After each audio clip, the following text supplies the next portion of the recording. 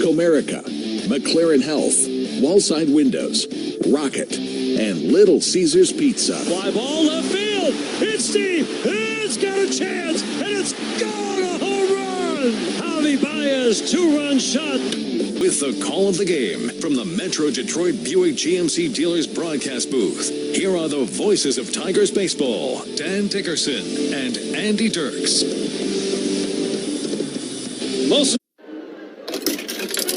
It's the great mascot race. Here we go. And they're off. They're neck and neck. Look at them go. The crowd is going wild. It's the home stretch. For the win. It's the play at the plate. It's Wally. Congratulations on winning the great mascot race. Puedes ser el dueño de grandes momentos del béisbol. MLB Auction te permite participar en la subasta de bates, bolas y jerseys autografiados, con artículos de tus equipos de grandes ligas favoritos, leyendas y jugadores. Visita auctions.mlb.com.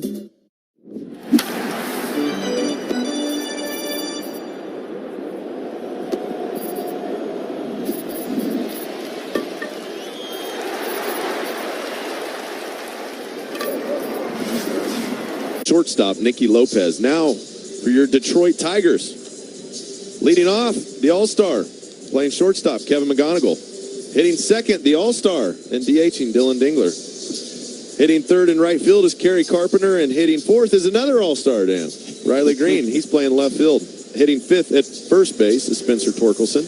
Hitting sixth at third base is Colt Keith. Hitting seventh, playing second base, Zach McKinstry.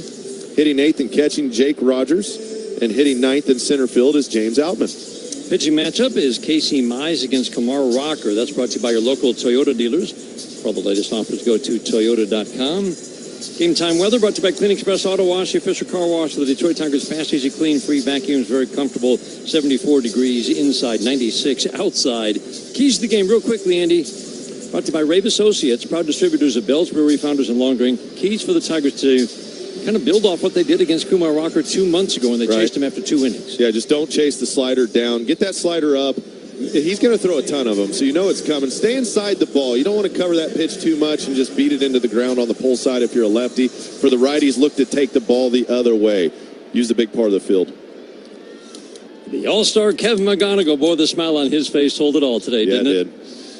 Digging in, wanted to see a game as a fan in Philadelphia, and now he's going to play in an All-Star game in Philadelphia. First pitch of the game is a fastball at the belt for a called strike, and we are underway here at Globe Life Field in Arlington, Texas. So glad to have you along for the wrap-up of the series and the road trip. Tigers trying to take 2 out of 3 from the Rangers and make it a 5-1 road trip. The strike one, swinging a foul out of play. The Tigers in their road gray pants. The blue and white piping down the pant legs, and the dark blue jerseys. I love this. It's the getaway day jersey. Dark blue, script Detroit, and orange outlined in white across the front, and the numbers on the lower left and on the back as well. Fastball up and in. Whoa! McGonigal has to dive out of the way. The Rangers in their baby blues today.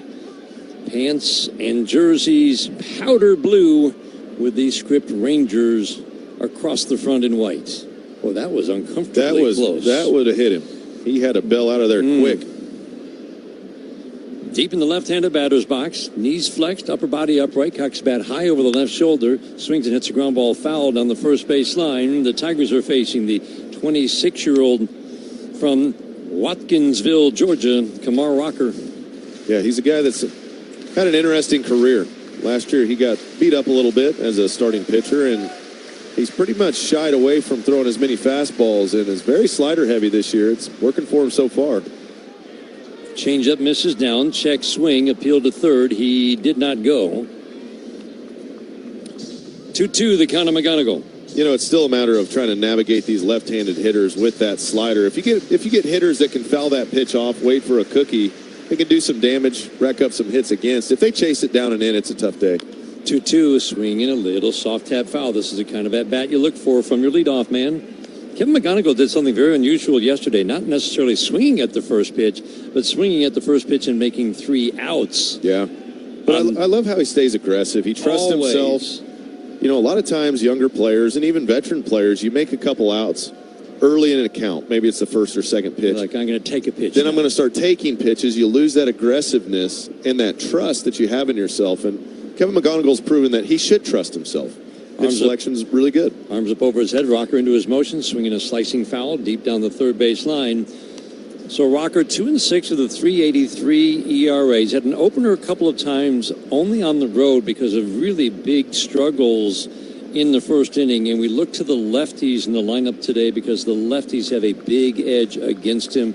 More power, higher average. Swinging a slicing flare into left center. That's going to drop for a base hit. Fielded by Carter on a couple of skips. Kevin McGonigal, good at bat. 8 pitches, a flare single to start things off. Anytime a guy can go from 0-2, get back in a bat, foul a few pitches off, he's looking to use the big part of the field, so the 94-mile-an-hour sinker gets on his hands a little bit, but a nice little flare line drive to get things going for the Tigers. 14 runs in 14 first innings for Kumar Rocker. The Tigers scored 4 off of him in his shortest start of the year 2 months ago in Detroit. He only lasted 2 innings and gave up 5 runs. Fastball away to Dylan Dingler. Dingler, after 3 ground ball singles in that game, hit a 3-run home run to make it 4-0. 3 singles later in the second inning, Rocker's day was done after 2. Does not hold runners well. Dingler takes. Cutter on the front door got a called strike right on the inside edge. John Tumpane is our home plate umpire today. Chris Conroy is the crew chief. He's at first. Willie Traynor at second. Brennan Miller is today's third base umpire. Just underway. Tigers have their leadoff man on, trying to get to Kumar Rocker in the inning where he has struggled the most. Check swing and fastball down. And now Dylan Dingler, the all-star, has the good hitters count. Never a day off for Dylan Dingler. If Jake Rogers is catching, Dylan Dingler's the DH. Can't take that bat out of the lineup. It's too good. Swinging a soft line drive on one, hop to short, fielded by Lopez, steps on the bag, flips to first, unassisted, 6-3 double play. Perfectly played by Nicky Lopez at short. Yeah, nice sinker from Kumar Rocker, too, to get in on the hands of Dylan Dingler. That ball's in off the plate. But it looked like it maybe was going to be caught in the air. Nope. Nicky Lopez waited for it to drop, unassisted, throws it over to Berger at first for the double play. Really smart to let it drop to get the double play. First pitch today brought to you by McLaren Health, the official healthcare system of the Detroit Tigers. First inning by Rocket Mortgage, own the dream. Fastball, wow, big miss. Almost hit Kerry Carpenter in. We're looking at the numbers with Kerry Carpenter against the slider 2 years ago. He torched that pitch, hit 320 with power against sliders. Those numbers dropped significantly last year, and this year he is not hitting sliders, Andy. Swinging a miss at the belt, a fastball 1-1. Comes in hitting .233 with 13 home runs.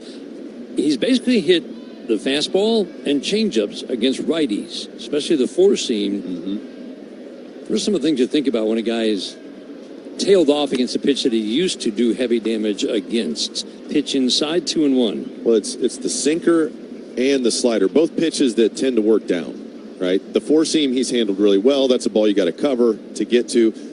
Usually it's trying to stay inside the baseball a little longer. It'll change your bat angle, keep you underneath that baseball to hit more line drives. Fastball misses down the sinker, 3-1 on Carp.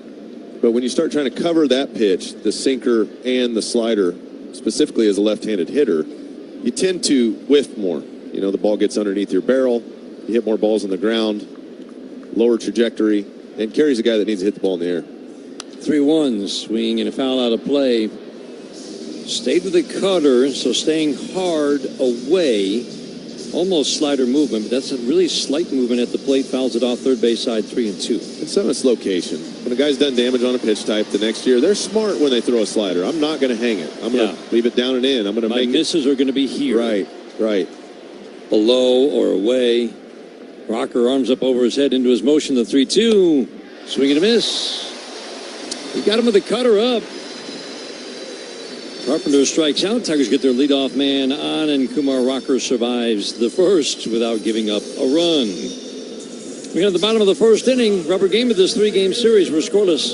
This is the home of Detroit Tigers baseball, presented by Meyer. The hit and run is on, and it's going to be an unassisted triple play. How do you go from a triple play to a two-way star through a bracelet and a babe? Find out on Hall of Fame Connections.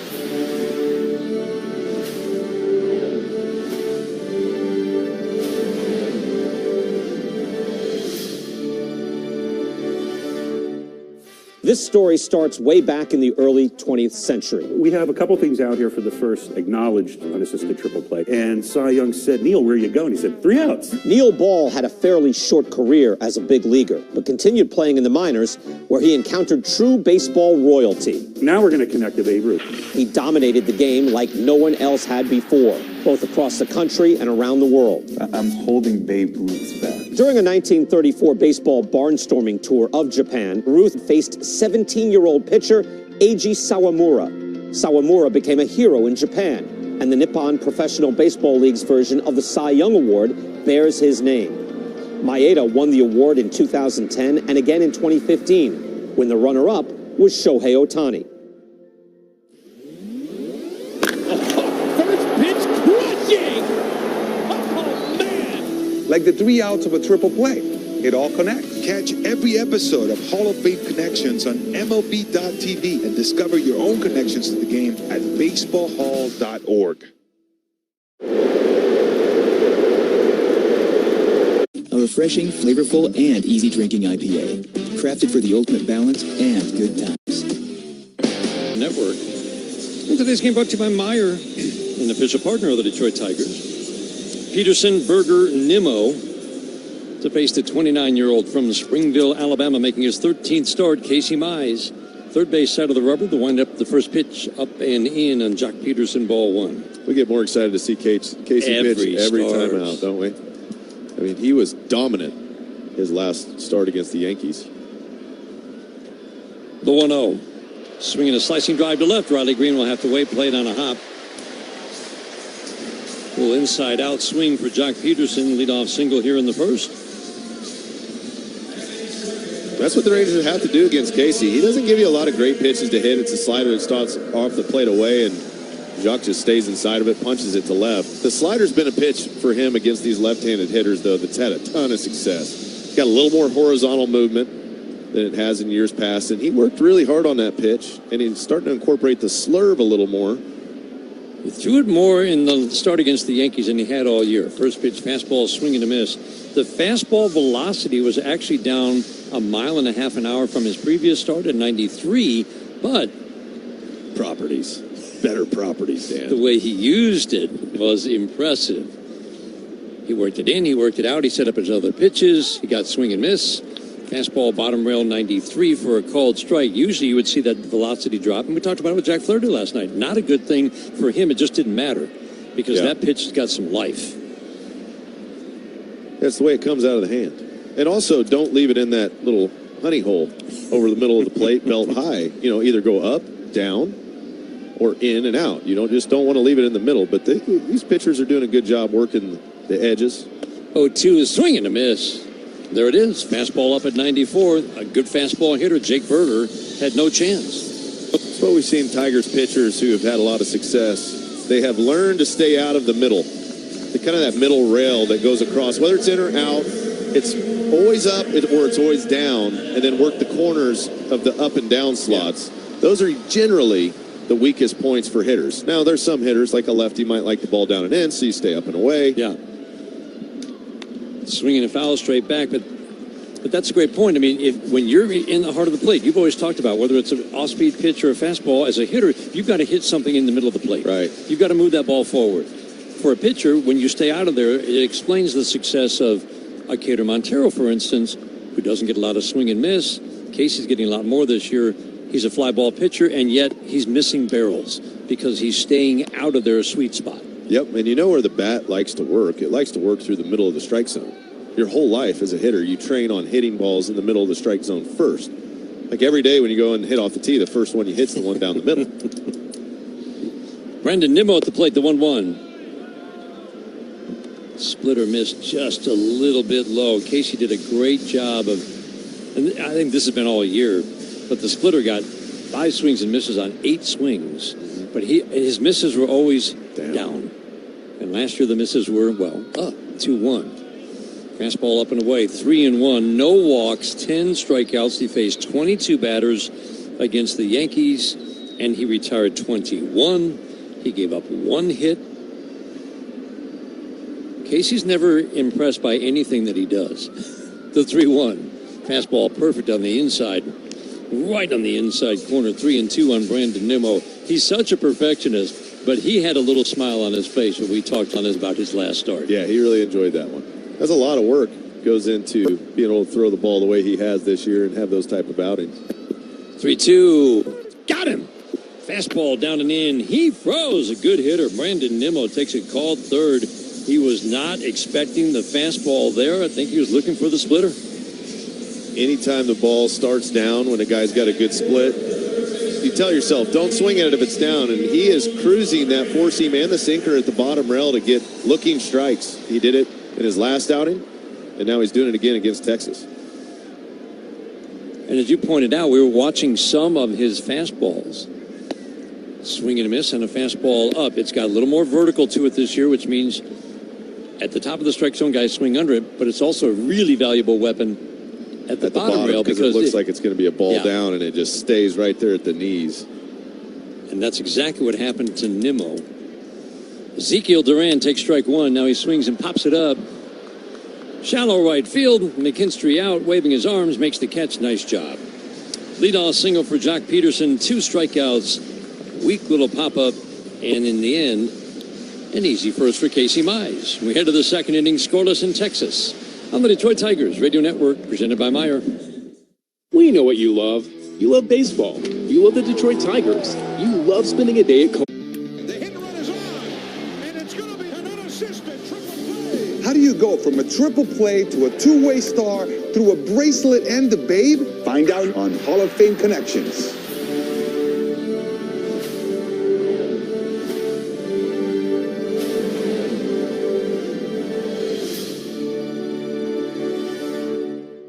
This story starts way back in the early 20th century. We have a couple things out here for the first acknowledged unassisted triple play. And Cy Young said, Neil, where are you going? He said, 3 outs. Neil Ball had a fairly short career as a big leaguer, but continued playing in the minors, where he encountered true baseball royalty. Now we're going to connect to Babe Ruth. He dominated the game like no one else had before, both across the country and around the world. I'm holding Babe Ruth's back. During a 1934 baseball barnstorming tour of Japan, Ruth faced 17-year-old pitcher Eiji Sawamura. Sawamura became a hero in Japan, and the Nippon Professional Baseball League's version of the Cy Young Award bears his name. Maeda won the award in 2010 and again in 2015, when the runner-up was Shohei Ohtani. First pitch crushing! Oh, man! Like the 3 outs of a triple play. It all connects. Catch every episode of Hall of Fame Connections on MLB.tv and discover your own connections to the game at baseballhall.org.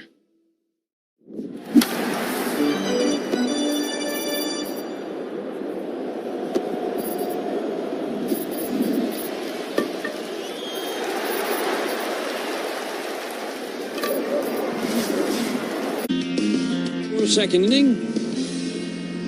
Kumar Rocker facing 5-6 Riley Green. First pitch. Slider on the back door, close enough for John Tom Payne, the home plate umpire, strike one. Torkelson and Keith to follow. Riley had a big smile on his face. It's worth repeating. All 3 All-Stars chosen by their peers. Swing and a miss. Slider down in the dirt. No balls and 2 strikes. We talked about it on the pregame. But just talking with Riley today, he had a smile on his face. Yeah, it is special to be chosen by your peers. 3-time, 3-straight-year All-Star, Riley Green. Slider down and in, 1-2. Left side of the infield today, it's Duran at third, Nicky Lopez at short. Crawley at second, Berger at first. The left side of the infield shifts to the right on Riley. The outfield straight up as they are on most hitters, the 1-2. Big miss with the cutter up. It's a real 5-pitch mix. It's 80% sinker slider to righties, 5-pitch mix to lefties, meaning they see his entire repertoire, the Changeup has been his pitch against lefties. The 2-2. Up and away. Lefties haven't seen many so far. Throws a lot of sliders to lefties, and as Kerry Carpenter saw, not to all lefties. He didn't see one slider. Which is wild. That just shows scouting reports there. It's like they're going against the trends, knowing what the hitter's looking for. 3-2. Tap foul on the ground behind home plate, and that is the constant start-to-start adjustment for pitchers, right? Okay. They know the scouting report. I know their strengths. How are we going to counter that? Do I stick with that, or do I anticipate that they're going to do something different? Well, you would anticipate the hitter to look for what he thinks you were going to throw. 3-2, and swinging a little flare into left center, and that one's going to drop for a base hit. Two very similar-looking hits. Riley Green, much like Kevin McGonigal, long at-bat, little flare single into left center to lead off in the second inning. That makes it time for dollars on deck if Spencer Torkelson gets a hit this inning. Northville Lumber will donate to Detroit Blightbusters. Northville Lumber is Michigan's oldest business, largest Trex decking dealer. Second inning today brought to you by the Michigan Lottery. Play the Michigan Lottery's Detroit Tigers instant ticket and online games. So again, the big right-left split. Righty's hitting just barely 200 with almost no power. Torque takes the first pitch high and tight, ball one. Well, that slider's working away from the righty. So he works that sinker in, sinker back door, and then the slider, he likes that down and away and down continually. Starts Torque off with the cutter. Now he comes in with the sinker. So mostly, again, sinker, slider, and it's been really effective. Those two pitches alone have... You either got to cheat to that sinker in, or you have to say, if it's in, I'm letting it go. And if it's away from me, that's the one I'm going to be looking for. Something that starts middle. And then if it's a slider, I want to go with it, hit it to right field. If it's a sinker, you can adjust your hands in. Big hole to shoot through on the right side. Second baseman Cawley right up the middle. Flip over to first to drive Riley back. Not with Riley Green, but with other base runners. We'll keep an eye on them at first because Rocker does not do a good job stopping the running game. 11 steals in 12 attempts. Diaz not a big pop time behind home plate. Swing and a miss. Cutter down and away. He's using that cutter quite a bit to both lefties and righties. Not a pitch that he generally throws a ton. But you know how it is. Guy likes it in the bullpen when he's warming up. The scouting report says, hey, they're not going to be expecting you to throw it. It's feeling good for him right now. The 1-2 bounces up to home plate. Great block by Elias Diaz. He just threw his left shoulder at that pitch. It looked like it was going to go to the backstop. Yeah, that one only went about 56 feet. He pounced all over it. It was a big hop. It hit him up in almost the neck area as he came down, kind of put his shoulder up in front of it to keep it right in front of him, and Riley couldn't advance. Rocker gets a lot of ground ball outs, but not a lot of double plays turned behind him. The 2-2. Swing and a miss. Again, back to the cutter. Yep. And it's good. It stays up a little bit more than that slider. It's a pitch to righties. He only throws 12% of the time, but Torkelson saw 3 of them in this at bat. And when you're expecting the slider, you're looking for that depth. Yeah. And Torque swings right under it. If it's the slider, he probably hits it hard. If it's the cutter, it stays up above the barrel. It's a fun game, this baseball. That brings up Keith. Colts hitting 251, 6 home runs. First pitch, cutter. It really is. I mean, this is right from the start of every game, right? Here's the scouting report. Here's what he throws. Percentages to righties, lefties. And when you see this is where the Tiger hitters, all right, got to make an adjustment. We're going to clearly see more cutters. Fastball up, the sinker above the belt, fouled out of play, well back third base side. Man on a man out, second inning.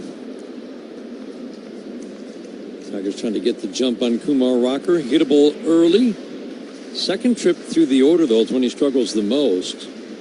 And he has been generally a 5-inning starter. Rangers are on high alert as soon as he begins a third trip through opposing orders, right around 18, 19, 20 batters. The 0-2. Up and away. Ooh, he didn't miss by much. Diaz wanted to challenge, but he wasn't sure. Those are the toughest ones. It's like, did it bend around the zone, or did it just tickle the corner? Up and away to the lefty. Little bender. Rocker got a double play, turned behind him last inning, the 1-2. Good take. Slider down. That's what we've seen the left-handed hitters crawl back and creep back into these at-bats after falling behind quickly. McGonigal and Green both started their at-bats 0-2 and singled on 3-2. The 2-2. Another 3-2 count. How about that? For the third time, got ahead of a lefty 0-2. And the count ended up at 3-2. Pitch count already climbing. So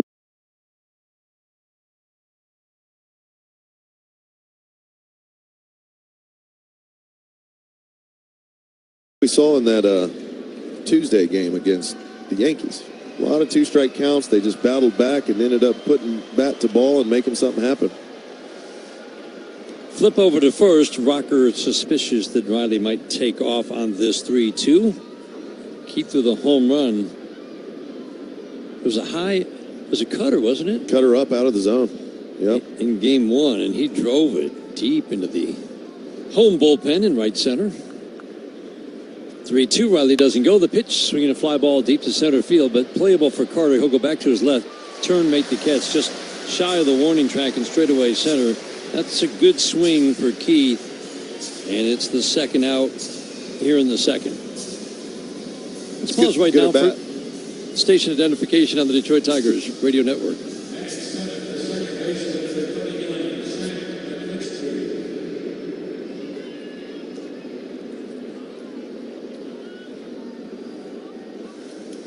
Brings up Zach McKinstry, man on 2 outs, scoreless in the second. First pitch fouled out of play, back to the screen. Yeah, good at bats from the lefties. Anytime you can fall behind 0-2, working at bat and either get a hit or hit a ball hard, that is a victory. Pitch count goes up, never concede. Just 2 singles in the first 2 innings, but the pitch count approaching 40 already for Kumar Rocker. Strike 1, up and away. Really struggles with first pitch strikes. Far below league average there. Came in with a walk rate of 3.5 per 9 and a strikeout rate right at 8 per 9 in his 80 innings of work. 3.80 ERA. The 1-1. Cutter in the dirt. Pitt City throws basically 1 out of every 7, 1 out of every 8 pitches, and he is throwing it a lot more than that today.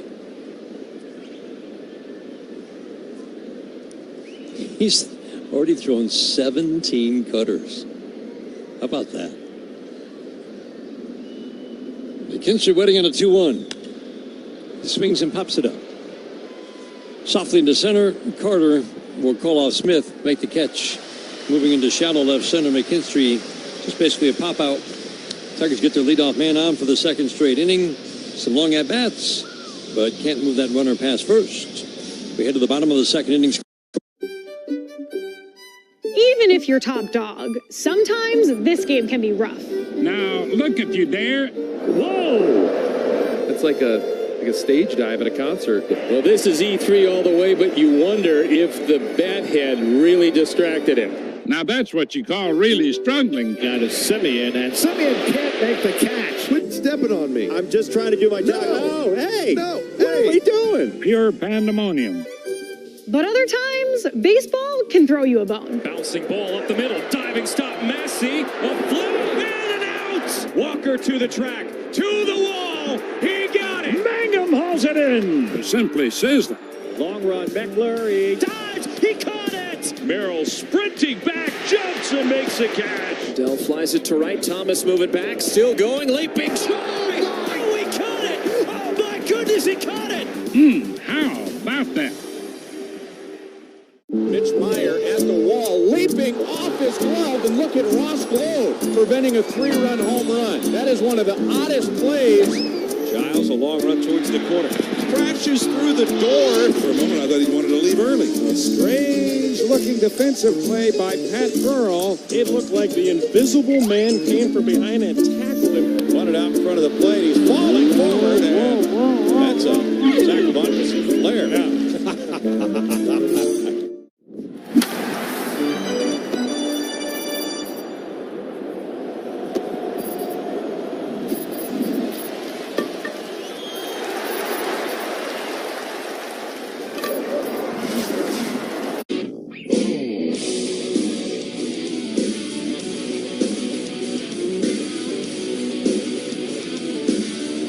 Series brought to you in part by the Sam Bernstein Law Firm. When you need the right call made, 1-800-CALL-SAM. First pitch, fastball, strike. 5, 6, 7 hitters, Evan Carter, Elias Diaz, Josh Smith against Casey Mize. Leadoff single, then 3 quick outs for Casey in the first inning. Splitter misses a little bit low. Evan Carter struggling at the plate. This is...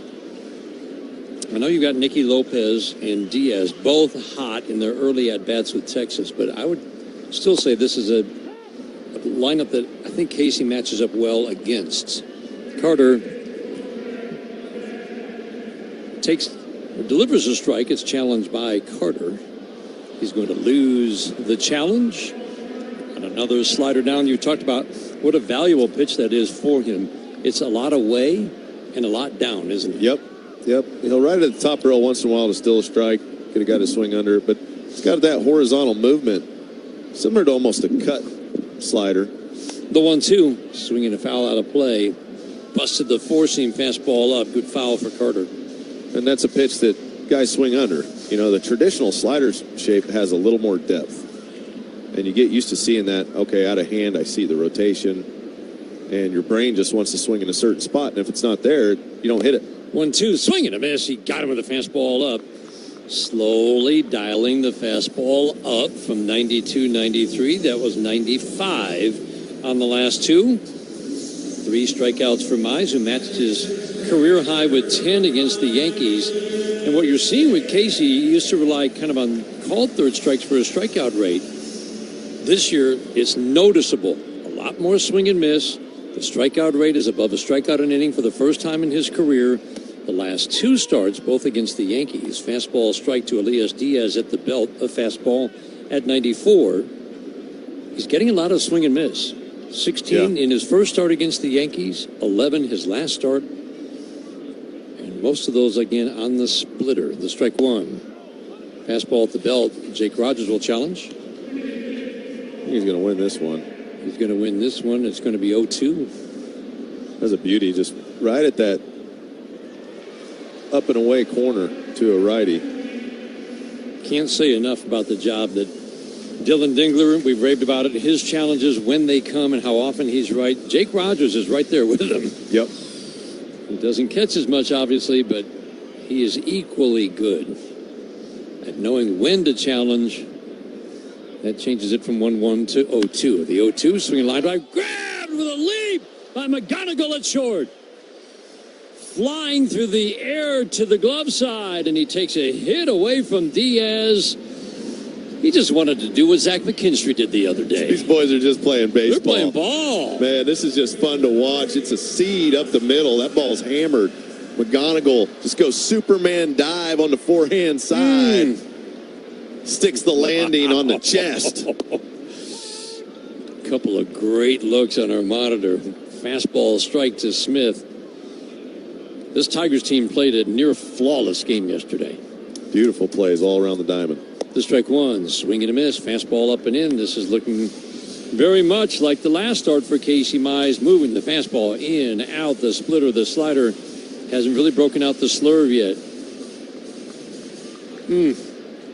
Getting one more look at that McGonigal play. 1-2 steps to his left. 0-2 splitter, gets a soft tap foul. Josh Smith, just back from the minor leagues, is also struggling. Hitting .229, limited at bats, no power. His biggest strength left as a hitter is the ability to draw a walk, the 0-2. Swinging a tap foul, but as you pointed out, eventually you have to do damage. Yeah, you have to do something. If you're going to draw walks. That's right. If you're going to keep drawing walks, you got to keep doing damage, or pitchers are just going to come right at you until you can prove to them that you're a threat. And you don't have to hit over the fence, but you got to hit it in the gaps. Get some extra base hits going. Mize, third base out of the rubber. Quick step back to the left foot, lifts the leg, drives to home plate, swinging a soft ground ball fouled on the first base line. Still no balls, 2 strikes. Smith will see at least 6 pitches. We were talking about that split step pre-pitch for infielders. We saw Kevin McGonigal use it on a sharp line drive that he leaped for the other day, and that time just, again, perfect. You're ready to go in either direction more quickly, and it has paid off many times. At third and at short this year, the 0-2, fastball up. Something that he'd learned before last year in the minor leagues. Zach McKinstry uses that split step he has for a while. The 1-2. Slider backdoor just off the plate. Not too often you see an at-bat start 0-2, and then pitches 6 and 7 are balls 1 and 2. The 2-2 pitch. Away. Splitter missed up. I don't think he missed one time up. Casey's a strike thrower. Josh Smith, though, is going to make it throw him a strike. See if he can get back into the strike zone. 3-2, swing and a foul. There's that slider that, as you said, acts like a cutter. Josh Smith is going to see at least 10 pitches. Not the guy that you would have picked to say, okay, he's going to have the longest at-bat this first trip through the order. Hitless in the game yesterday, pinch hit home run in game 1. The 3-2 again, swinging a line drive into center, a base hit. That's heading up the gap, chased down by Outman. That's triple territory. Outman will field. Smith around second, heading to third. He's going to make it. Well ahead of the throw, the relay from McKinstry. What an at-bat. Josh Smith triples to the deepest part of center field. They did a nice job coming back. Casey missed with a couple sliders, tried to backdoor him, a couple heaters up. Mance got back to a 3-2 count. He fouled off a tough slider up and got a fastball down the middle, ripped it in the right center field gap.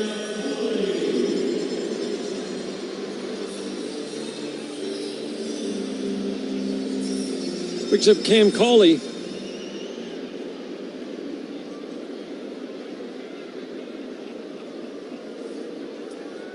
This is an interesting at bat here, Dan, because even if he puts it on the ground, he's so fast with a runner at third. If he beats something out to first, so you know these infielders are on high alert. Yep. This guy can really fly. So if you're up the middle, if you get a ground ball, you got to get it out quick. First pitch from Casey, called strike away. A generous call on a slider, no challenge from Cauley. 2 for 12, that's his major league career. Just got called up. 260, a little bit of power, but as Andy said, a speed guy. That's his calling card in the minor leagues. Fastball a little bit high, 1 ball, 1 strike. 240 hitter across 6 minor league seasons. Has shown the ability to work an at-bat, draw a walk, to use that speed. The 1-1. Perfect at the bottom rail. The challenge, no. Was Jake trying to challenge? He was like tapping his chest protector. I think he didn't like the way he framed the pitch. He kind of went down to it and never brought it back because he was staring down the runner at third. He's tapping his chest like, that's my bad. My bad, I did not. He did not get under that pitch. Usually he gets under that and brings it back up to the zone. 2-1, low and outside, 3-1. So a couple of 3-ball counts this inning. Both times after starting the at-bat strike 1, Cam Cauley is going to make you throw him a strike. In at the corners, middle of the infield back. Outfield plays Cauley to go the opposite way. Casey on the rubber, steps off. No score, man at third, 2 outs for the Rangers. 2 hard hit balls in a row. Diaz robbed of a hit with a great play from McGonigal. The 3-1, up, he walked him. Very unusual. A rookie who has no real track record of doing damage at the plate. Chris Fetter's going to head out after, 15 pitches. The last 2 batters giving Casey maybe a little bit of a break right here. His pitch count climbing, and you know he's not happy. Yeah, he just lost his command for a second. Started in that bat against Josh Smith. Once he got him down 0-2, Smith battled some pitches off, and that's part of it. That's why the Tigers do that. It's hard if you're a pitcher and a guy keeps fouling pitches off, extending at bats. It takes a lot of energy and mental effort to try to manage those at bats, and pitchers do get gassed. Like you throw a pitch, you throw a pitch, you throw a pitch, you throw a pitch, and there's no break in between. Yeah. So I think Fetter's going to go out, give him a quick blow, give him a break, get him focused back up. Casey knows what to do. Lots of quick innings against the Yankees. Wasn't even 90 pitches to get through 7 innings against New York. Nicky Lopez, 3 hits in game 1, 0 for 3 yesterday, 3 ground ball outs. Generally, he's going to put the bat on the ball, put the ball in play. And everything for him has been falling. First pitch, splitter at the knees, in, strike 1. BABIP's been his friend, Dan? Yeah, approaching 400. But to his credit, he's just hanging in there. After 5 different teams had him over the last year and a half. Ground ball chopped to second base. Big bounce from McKinstry moving to his left. Fields and flips to Torkelson. Lopez grounds out. And a threat for the Rangers. Good job by Casey Mize to strand 2.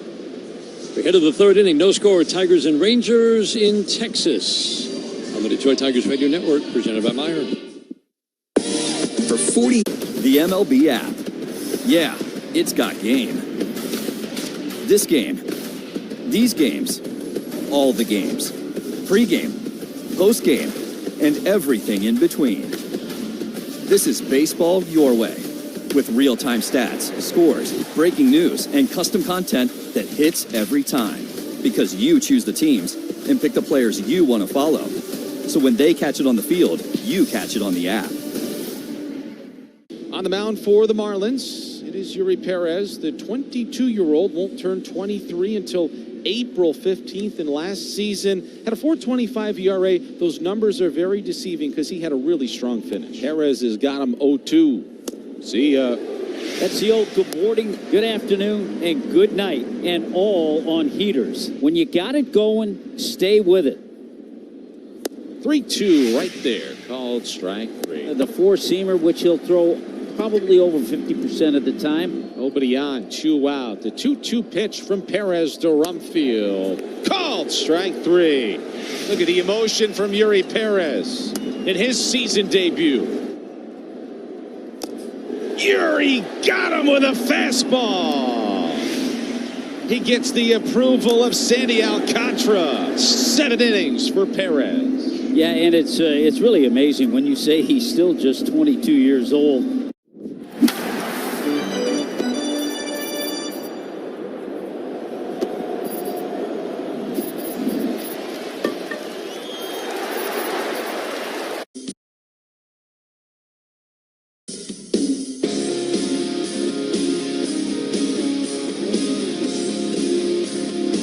Brought to you by Mastercraft Heating, Cooling, Plumbing, and Electric. For fast service and the best price, choose Mastercraft. Jake Rogers leads off against Kumar Rocker. Works first base side of the rubber. First pitch. What else? A cutter. Away. Ball 1. He's going to throw more cutters today than he has in a month. Over the last month. The 1-0. Jake swings, pops it up. Shallow right field. Nimmo in toward the line, makes the catch. 1 up and 1 down. Leadoff single in each inning for the Tigers. For McGonigal and for Green, very similar flare singles into left center. Neither one advanced past first. Kumar Rocker settling down a little bit. You look at the other balls put in play. Really, Colt Keith's ball was the hardest hit ball. That was deep to center field for an out. Brings up James Outman. He was talking about surviving that month of May. Fastball swing and a miss. Jeff Seidel, the Free Press, asked about, he said, I was thinking, you got to make moves. You got to change up, even if it's the guys who aren't playing a whole lot, the platoon guys. And the point that AJ made, up and away, is that when you make that move, that's kind of, you might lose that guy, or he's not going to be back for a couple of weeks. It's irreversible. For a minute. And you already got guys up who are filling in for guys who are hurt, so they were reluctant to make too many more moves at that point. Slider down and in. Did he go? Yes, he did. Appeal down to third. Brendan Miller goes up with the right hand. But he said we were always looking to add somebody who could help us in certain ways, which led to a really interesting answer about what James Outman has done for this team. Pitch up and away. Yeah, we know he struggles at the plate. But the Tigers always look at what does he do best? He plays center field. Yeah. And the way he's played center field has helped AJ as he said, now he makes this roster work better. 2-2. Swinging a high fly ball, I mean high, deep to right center. And who's going to call for it? Carter in center field will call off Nimmo at the end to make the catch. I think he just missed one. Yeah, that was almost a homer there. He just got under it a tick. And we saw Outman make a great play in the first inning, a nice catch up against the wall in the ninth inning. He's playing the heck out of center field. So the offensive numbers, no, they don't look great, but he has hit 3 home runs. He'll run into one. Home runs. Yep, he almost run into one right there. And you always remember that for a manager, what he's doing in center field was so important that they had to settle that down, that position down. McGonigal fouls it out of play. Now he can put Vierling in right. Karp can DH more a little bit. Yep. McKinstry can play in the middle infield. All those little things that just signing that guy does. Adds stability. Stability to the roster. What is his strength and what can he do for us? Well, his strength is defense, and he's done that. McGonigal swings and hits a ground ball fouled on the first baseline. No score, third inning.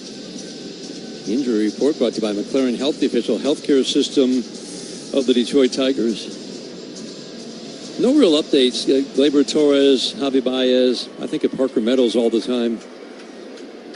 The 0-2, swinging a foul out of play. Fastball 96 at the belt. Pitch that he doesn't throw a lot. Parker Meadows' break was bad. And yeah, it's not just a simple break and they're going to... No, it's a long road to recovery. Long road to recovery. The 0-2, down and away. Slider missed. 1-2. Fourth pitch of the at-bat is ball 1. Gleyber Torres still has yet to take any swings. That sounds like, obviously, that's going to be a while. The 1-2. Swinging a foul softly down the left field line. Kevin McGonigal knows how to waste good pitches, extend the at-bat. And Javi's got a high ankle sprain, and it's... those are just tricky. Very tricky. Those are worse than a break sometimes as far as healing process. It deals with the ligaments, and those ligaments get stretched out. There's micro tears in them, and then the swelling and everything that goes with it. And to play shortstop or center field, right. You're cutting, you're diving, you're moving a lot. 1-2, ground ball at second base. Sliding, stop. Cauley on the outfield grass. 360 spin, pop up, and throw to get Kevin McGonigal at first. Nice play. 1-2-3, third inning for Kumar Rocker. We head to the bottom of the third, scoreless. This is the home of Detroit Tigers baseball, presented by Meyer. How does one of baseball's most celebrated plays connect to one of baseball's most notorious curses? Through a cross-country move, an earthquake, and the Men of Steel? Find out on Hall of Fame Connections.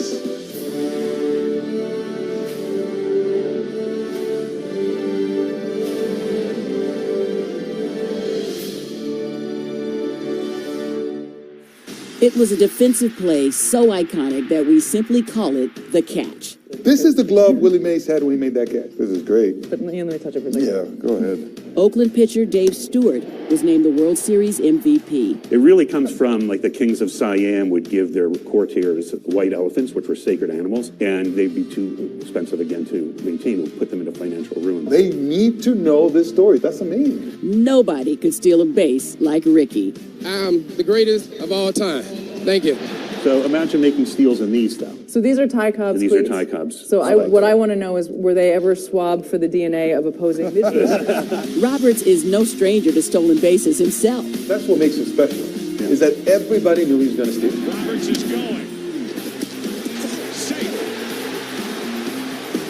You know what they say? One great play deserves another.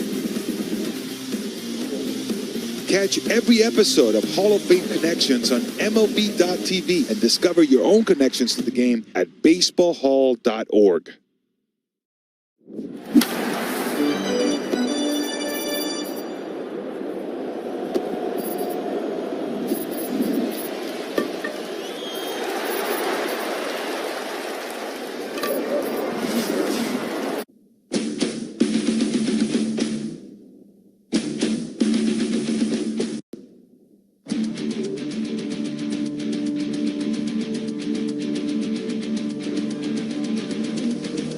First pitch splitter, swing and a miss. Jock Peterson at the plate.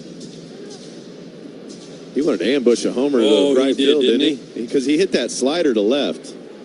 in his first at bat. He thought he was going to get him a fastball. Good pitch call by Jake Rogers.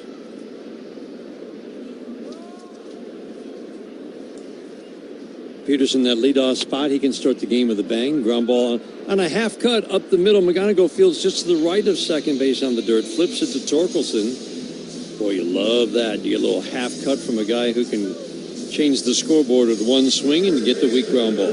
We talk about what do you do with that pitch, Dan? You got to swing through that pitch until you get to 2 strikes as a hitter. Anytime you slow your bat down before you get to 2 strikes, you run the risk of weak contact and an easy out.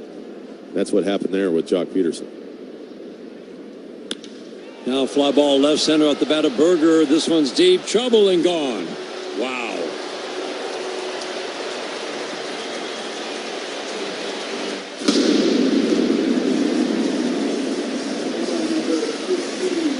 Well, that's Jake Berger's calling card.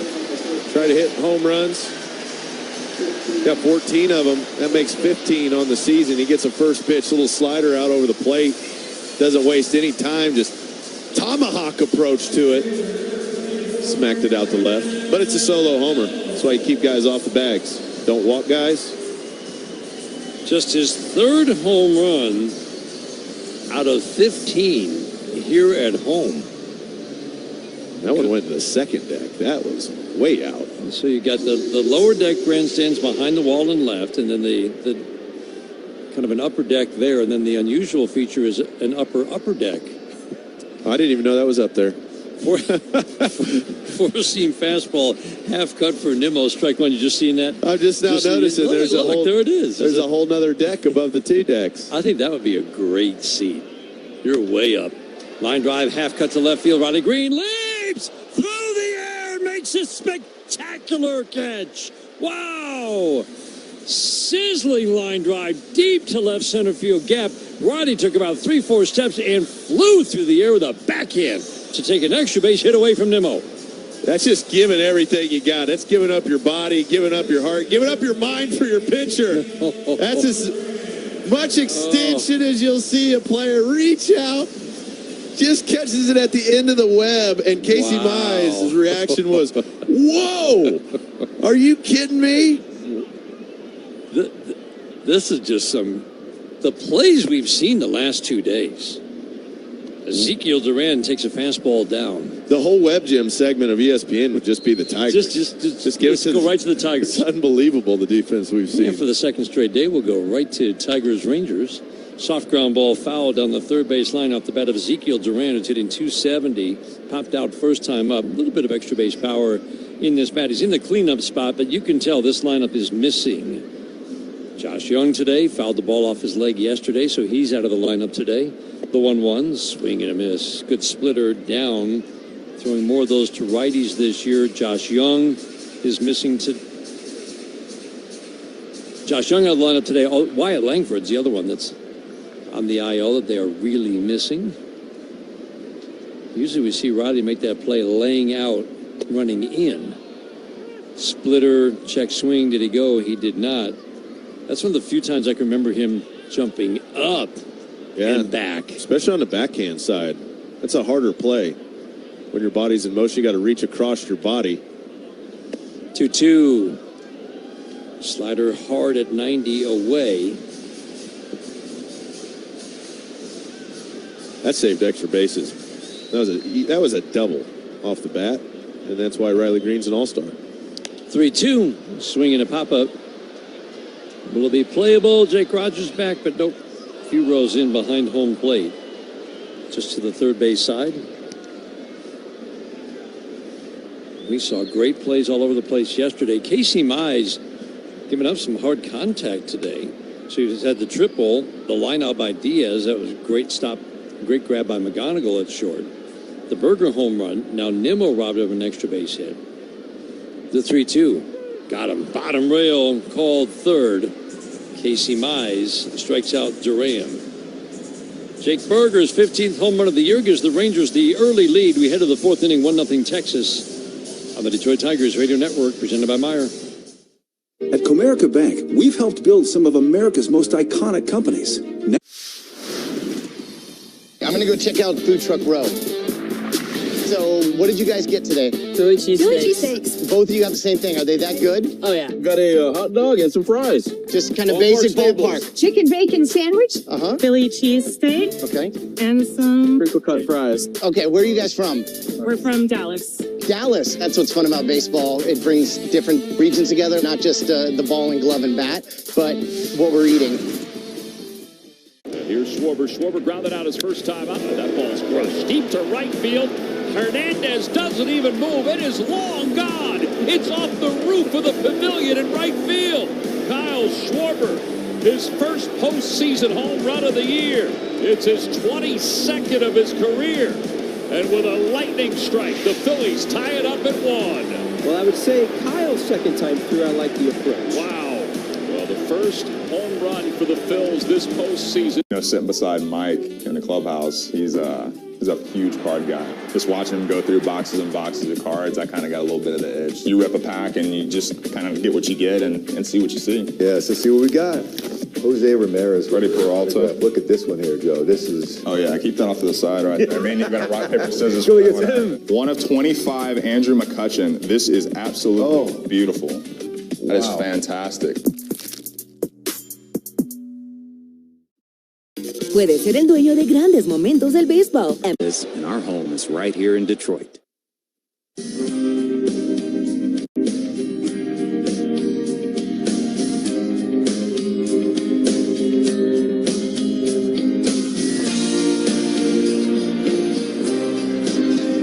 One nothing Rangers.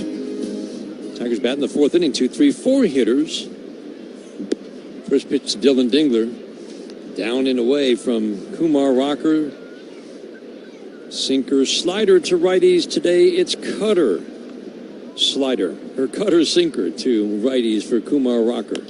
Going against the pitching report. Cutter gets a swing and a pop-up in front of home plate. Everybody converging. Duran, the third baseman, comes in, takes charge. Dylan Dingler pops out to start the fourth inning. Tigers have had really just one hard hit ball, 2 flare singles for McGonigal and Green. Keith with a deep line drive out in the second inning. There's been a lot of hard contact for the Rangers against Casey Mize, and that's been one of Casey's big improvements this year. He's just tougher to hit, and it's because there's just not much hard contact. Yeah. The hard hit rate, you've got Fangraphs, does it a little bit differently than StatCast. Both are very low this year. Brings up Kerry Carpenter, who did not see a slider his first time up, and he sees a backdoor slider, strike 1. Yeah. It's supposed to be his pitch he throws the most. Kumar Rocker, it is the pitch he throws the most traditionally, but today he's completely mixed it up. A lot of four seams, cutters, sinkers. The strike 1. Fastball at the knees for a called strike. Quickly 0-2. He fell behind 0-2 in his first at-bat and then struck out on a high cutter. Cutter use is almost at 4 out of every 10 pitches for Kumar Rocker, 38%, and he throws it equally to righties and to lefties. And to his credit, he's throwing his pitch mix for strikes and hitting some spots. Yep. The 0-2. A little bit low with the fastball. How do those umpires get that call right? That's amazing. So it's just a little low, bottom rail four seam, and they somehow know that it's a ball. The 1-2. Check swing. Did he go? Yes, no. He did not. The ball got by Diaz. I thought Carp had to run, but they appealed down to third, and Brennan Miller says no, he did not go. 2-2. Yeah, he held that back. It looked like his body went much further than his bat did. Body went all the way around. The bat went, what is it, halfway around? Not half. 50%. Yeah, you're right. The body made it look worse. The 2-2. Line drive, base hit down the right field line. Nimmo over to field it near the line. Carp will turn and hold, like the aggressive turn. Yeah, he wanted to see if Nimmo was going to bobble that ball, if anything was going to happen. He got out of the box well, but Tigers finally find a cutter out over the plate and get a hit on it. Because it has been a drought on that pitch type. Carpenter's running much better. That's as good I was thinking that you said said it the other day, and I was watching him round first there. That's as aggressively as we've seen him round first. Doesn't sound like a big thing, but when you're feeling good. Yeah, he's getting after it. His legs. You know, he pulled his hamstring last year. He's had some trouble with his legs off and on. Diaz challenged the ball call and got it reversed. Instead of 1-0 on Riley Green, it's 0-1. Fourth inning, 1-0 Texas. Riley fell behind 0-2 in his first at-bat. Flair single on a 3-2. The strike one. Breaking ball down. Slider's got a little bigger break. More two-plane. The cutter is harder and more on a level plane. It's been a really good pitch, about 8 miles an hour harder, the 1-1. Change up away, a pitch that he throws a lot to lefties, and that's been his pitch against lefties, and he's hardly thrown it today. Well, hopefully Carpenter scared him out of throwing more cutters. Sometimes you get a hit on a pitch type, then they start trying other stuff. But first time through, that's what he navigated the lineup with. 2-1. Swinging a high fly ball to right field. Way back and gone. Oh, man. Moonshot to right for Riley Green. 13th of the year for the All-Star. Tigers take a 2-1 lead in the fourth. That's about as pretty of a home run as you will see. It was a four-seam. It was down but middle. And Riley leaned back on it with that patented swing. He gets that steep swing working down through the plane and just obliterated it. That ball was like went through the rafters and then down it way out of here. That's a beautiful flight path. That is as pretty of a home run as I've seen all year. It was high and it was far. 430, and it jumped off the bat at 111 miles an hour. Wow. That was a beautiful trajectory. It had some hang time to it. That's some serious hang time. Torque takes strike one. Front door slider gets a called strike two. 2-1 Tigers in the fourth. He had the big two-run home run yesterday in the first inning. Now he's got one here in the fourth. Fastball up and in. 9 home runs since the beginning of June. Yeah, I mean, this guy does damage all over the field. He's always had tremendous power. This year in May, they pitched him tough. He took his hits and took his walks. Torque swings and misses at a slider low and away. Second out here in the fourth inning. Now this year he's starting to get in it, or since June. Yep. Middle of June, he's getting more of those pitches out over the plate. That's a fastball, four-seam variety. Middle just down a little bit. You know Riley likes the ball down. A little bit. Just smoked it. He's got as much power as anybody. Brings up Keith. Swinging a soft tap foul on the ground behind home plate. 2-1 Tigers in the fourth inning, brought to you by Wallside Windows, local and family owned, celebrating 82 years as Michigan's leader in replacement windows. Instant replay is brought to you by the Sam Bernstein Law Firm every game. When you need the right call made, 1-800-CALL-SAM. The strike one. Changeup bounces. So the changeup has been his pitch against lefties. They've really hit all of his other offerings. And again, it's a 5-pitch mix. Done heavy damage against the sinker, but lefties have also hit his fastball, cutter, and change, either for average or for power.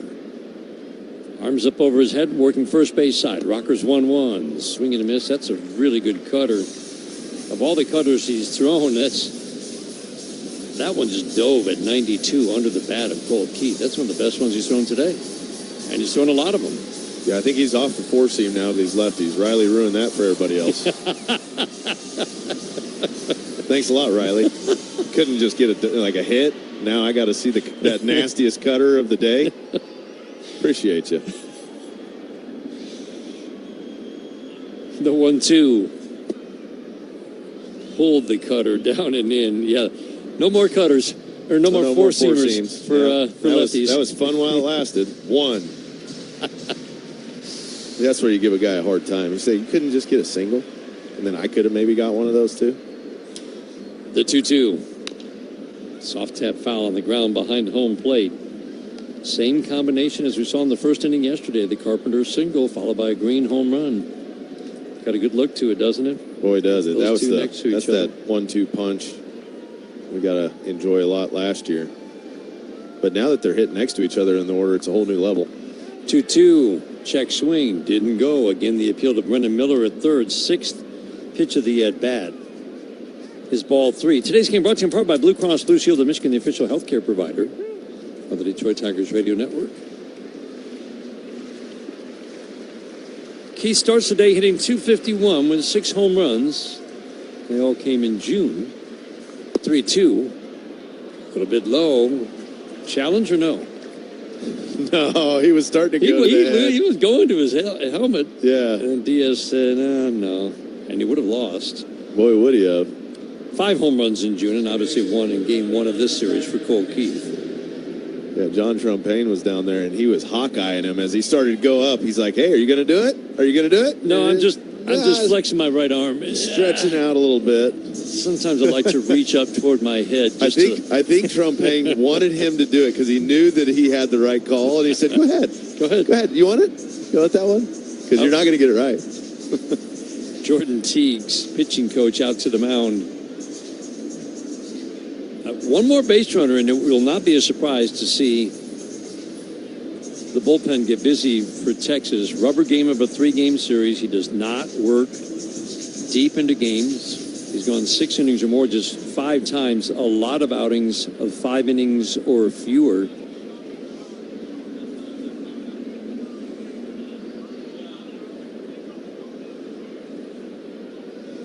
Keith at first with 2 outs, 2 runs in on the Green home run. McKinstry popped out his first time up. First pitch. Slider misses low and away.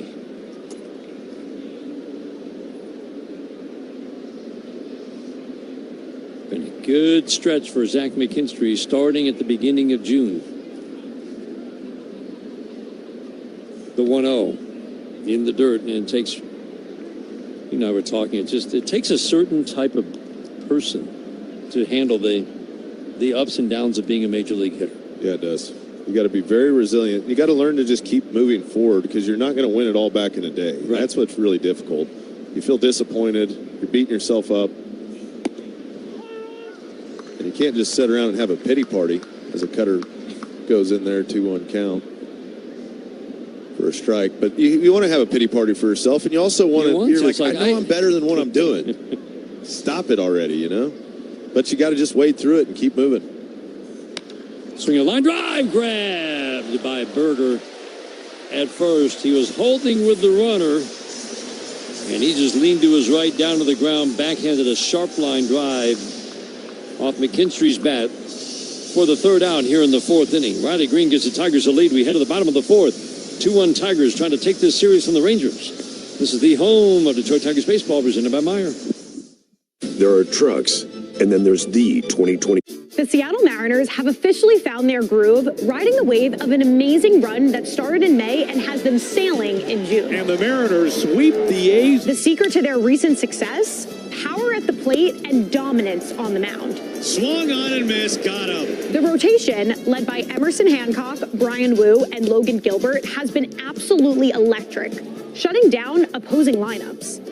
And while all-star backstop Cal Raleigh remains sidelined, a surge of offensive power has arrived. A rainmaker to left field. Julio with a bang. Julio Rodriguez is on fire and flexing his marquee muscle.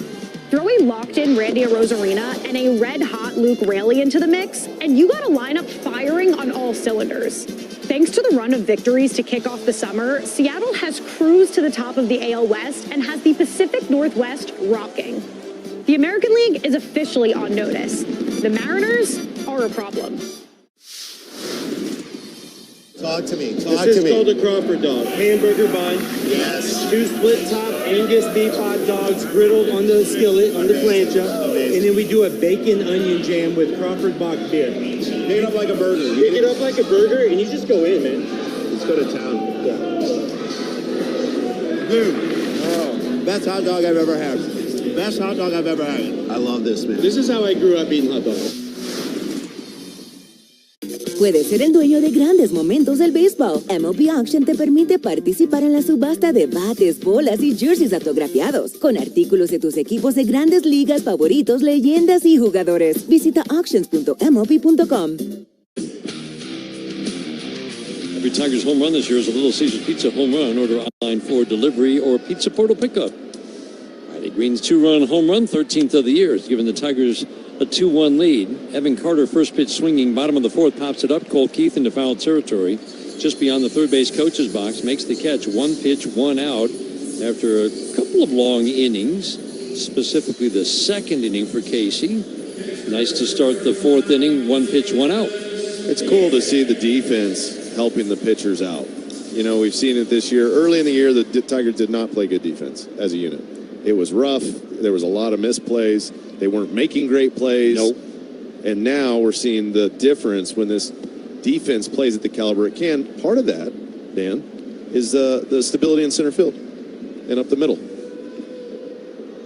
You hear about up the middle defense all the time because it's a truism that has survived the test of time. If you are strong defensively up the middle, it makes everything better. And Tigers had players playing out of position. Hot shot to short on a couple of skips, gathered up by McGonigal, and flips it just from the left of second base to first. Hard ground ball, but it's a ground ball. 2 up and 2 down in the fourth inning. We were talking yesterday just about some of the markers that this team is doing the job turning batted balls into outs, defensive efficiency. I do think that is telling quite a bit of the story. Simple measure. Balls put in play, how many you're turning into outs. The Tigers were dead last, I think, at the end of May, or right at the bottom. And they're now third in the American League. That's hard to do 2 months into a season to improve that much. But I think it is a reflection of the better defense. We're not really seeing it yet reflected in defensive runs saved. Slowly climbing the rankings there. That one's going to take a little more time. That's going to take a little more time. Strike one. Soft ground ball to first. Ooh, took off a little bit on torque. Fields it with a big backhand. Flips to Mize covering first. Josh Smith grounds out, and that is a nice, quick 1, 2, 3, 4th inning for Casey Mize. We head to the 5th. 2-1 Tigers trying to take this series from the Rangers. Oppo Taco. I'm going to guess it's an opposite field, upper deck, maybe something like a... Yeah, home run to the opposite field. You got it. This is a good one, a hack. I don't know. I mean, is it the same as like the layman's term hack, like a bad chef? You've guessed correctly. Okay. Someone's a hack, someone that's just nailing it in. Yeah. They're not putting their heart into it. The MLB app. Yeah, it's got game. This game. These games. All the games. Pre-game. Post-game. And everything in between. This is baseball your way. With real-time stats, scores, breaking news, and custom content that hits every time. Because you choose the teams and pick the players you want to follow. So when they catch it on the field, you catch it on the app. The people are welcoming, they're loving, they're caring. So if you're looking for a familial feel, definitely Asheville. It's Asheville. That's all you got to say. Yeah. They're excited to be back and back on their feet, so it's been awesome to see the rebuild. Winning or losing, like everybody's there having a good time rooting us on. So I've always enjoyed that the whole year. You play here at the tourist park, and you feel like you're back in the old days playing real baseball. Nestled right into the mountains there. That's right on a cliff.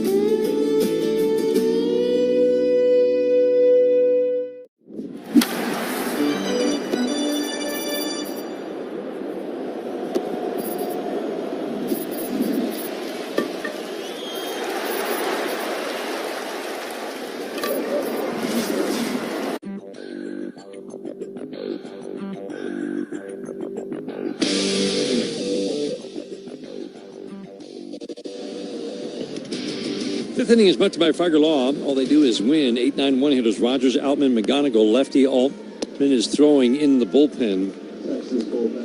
Robbie Alstrom we saw in game 1. Jake Rogers takes a breaking ball, strike 1. So you wouldn't think necessarily for Outman in the on-deck circle. I wouldn't think. Called strike. Yeah, because you got Outman and McGonigal, so there's 2 lefties, Dingler. So there's 5 of the next. It might be 4. 4 of the next 5 are lefties. Yeah. The 0-2. Check swing. Did he go? Yes, he did. Jake Rogers strikes out. Keep an eye on Skip Schumacher. He's not going to go here. You would think the lefty comes in for McGonigal. Although Rockers kind of handled McGonigal. Gave up a flare single, but he got a bounce out next time. Yeah, I think it's going to depend on if there's runners on. Yeah. I think if a guy gets on, I think he'll probably want to go to the pin. But if a guy no runners on, see how far he can make it. As you said, this is kind of where they get on high alert when the lineup turns over a 3rd time. Breaking ball down and in. The odd part of that equation is he's been at his best 3rd time through the order. He just hasn't faced many. He's only faced 48 batters. Going through an order a 3rd time in 16 games. The 1-0. Down and in, pulled it. Only given up 7 hits. But they just know that they don't want him facing the heart of the opposing order a 3rd time. 2-1 Tigers are in the 5th inning. The wind up the 2-0. Soft ground ball down the first base line, and that's going to be a base hit for James Outman. Both Berger and Rocker converged on that ball. I don't think it would have made a difference if Rocker had headed over toward first. I just don't think that that ball was hit perfectly softly in the right spot. Yeah, it was like a bunt over to the first base side. By the time Berger realized he was the one that was going to have to get it, there's no chance because you can't turn around and throw the ball back to Rocker trying to cover first as slowly as it was hit. So the Tigers get a man aboard and now turn the order over. Yeah, you knew the lefty had to be up for McGonigal. Skip Schumacher's not making his way to the mound. Pitch counts brought to you every game by Rocket Mortgage. Own the dream. It's not the high pitch count that's going to get Kumar Rocker out. It's going to be where the lineup is, and that's Kevin McGonigal striding to the plate. Rangers want a lefty to face him while they make the change. 2-1 Tigers, a man on, a man out in the 5th. We'll pause for these words on the Detroit Tigers Radio Network, presented by Meyer. A lot of fans and collectors will look at the T206 set as the more famous of the sets that were produced in the early part of the 20th century. And certainly they would carry more financial value. But when you talk to collectors, some will tell you that these T205s are actually more physically attractive. They're maybe the most physically attractive cards produced prior to World War II.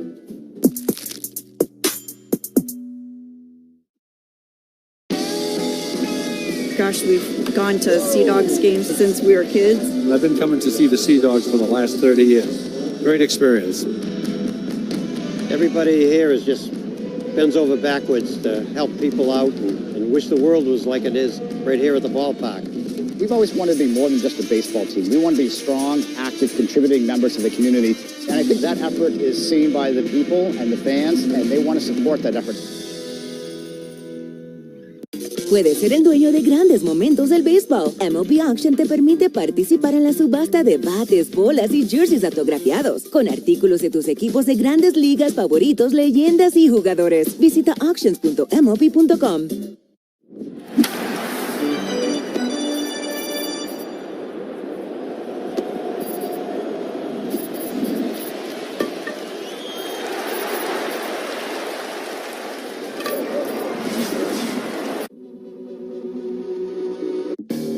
The first thing people realize is the history of Montgomery, and that history is real. So while that history is in the past, it also helps us move forward in a positive way. It was in the 7th inning of that game, getting Green and Vierling. Will face Kevin McGonigal with a man on, a man out. Tigers leading 2-1, trying to add to it in the 5th. In at the corners, middle of the infield back. Lefty works first base side of the rubber, slide step, first pitch up and into Kevin McGonigal, ball 1. A lot of sinker slider to lefties. He'll throw the four seam to the righties. He likes the four seam changeup curveball combo. He doesn't have a ton of innings logged.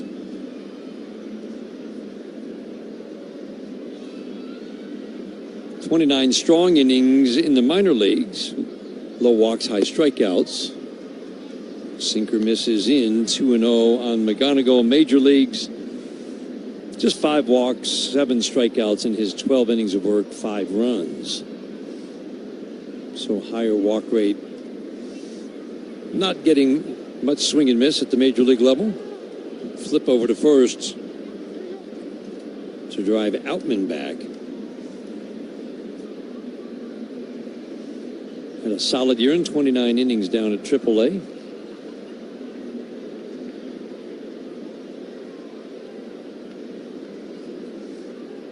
The 2-0. Ground ball, base hit past the diving Berger into right field. Outman around second. He'll scoot over to third. Nimmo's throw will come in for some reason to Berger at first base.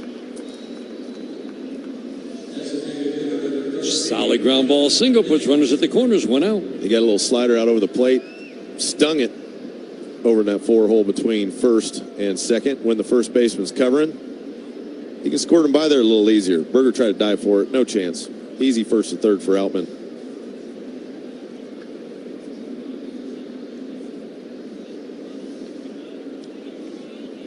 Brings up Dylan Dingler. This is a guy who is, including his major league innings, he's tough on righties, tough on lefties. Both low average, low power minor league numbers, major league numbers combined. First pitch to Dylan Dingler. Swings and misses at a very good changeup. Stayed outer third and then faded away. He throws that about a quarter of the time to the righties. It's one of his favorite pitches, and the four seam. Curveball's decent. It's slow. Curveball's 80 miles an hour. Places that right foot in front of the left when he sets the strike one. Doubles up on the changeup and misses. 1 ball, 1 strike.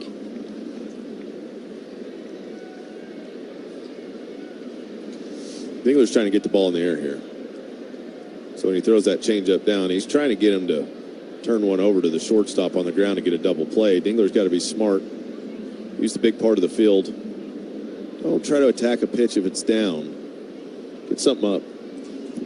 Ground ball pitcher. The 1-1. Line drive, base hit into left center. Outman scores. McGonigal scoots over to third. Big turn and hold for Dylan Dingler at first. Line drive, single, 3-1. Tigers in the 5th inning. Still only 1 out with runners at the corners. Yeah, that's a thing of beauty right there. After he chased the first changeup down, he let the next one go. Then he gets one that's up, Dan. And that's the pitch. When it's up like that,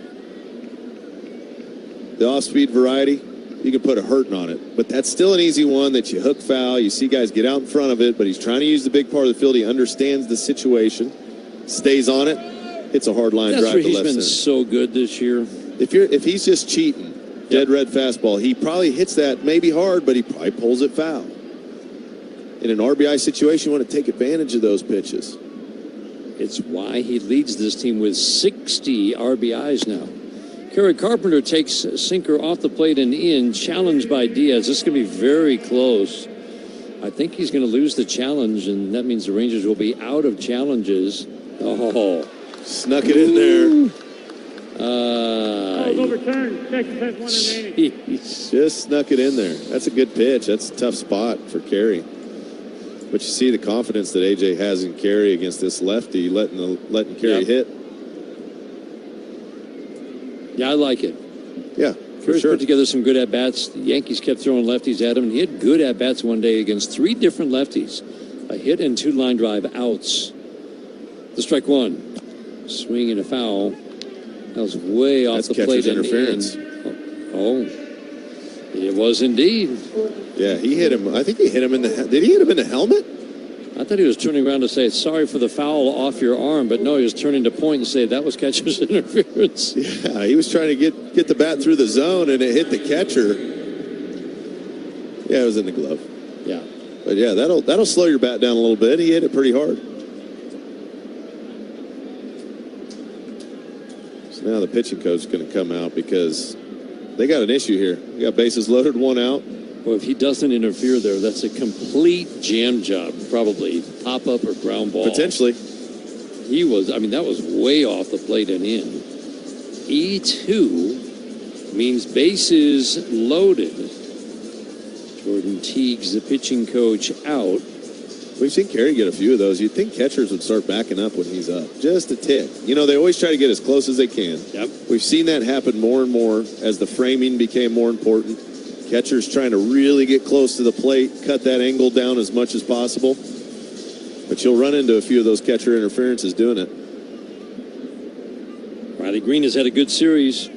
5 for 11. 2 home runs and a double. 2-run home run last inning. Put the Tigers on top, and now he's got a chance to break this game open. Outfield just about straight up. Carter in center, shades a little bit toward left center. Straight up for Smith and left, Nimmo and right. First pitch in the dirt, gets by Diaz, and everybody moves up 90 feet. McGonigal in to score, 4-1 Tigers. That was just a slider down in it. 5-hole Diaz right between his legs. Didn't get the glove down in time. That's why every base runner matters. It's got to be a pass ball. Yeah, for sure. It did bounce, though. It bounced. They almost always call it a wild pitch. If it bounces.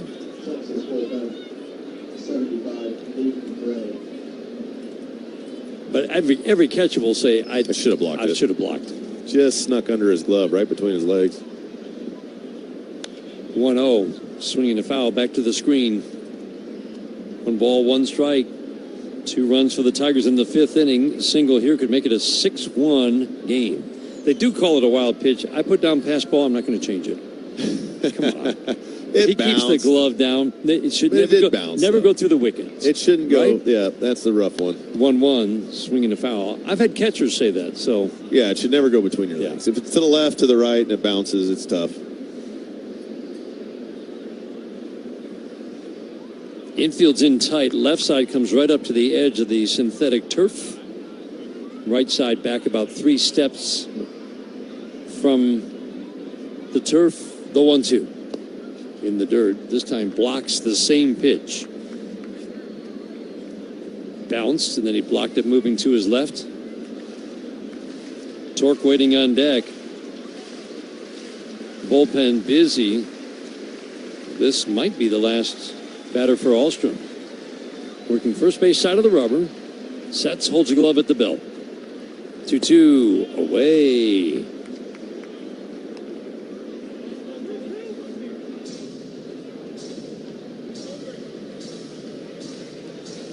.431-foot home run last time up for Riley on a Kumar Rocker 4-seamer that he did not miss. The 3-2, swinging a soft little tap foul that dribbles out to the right.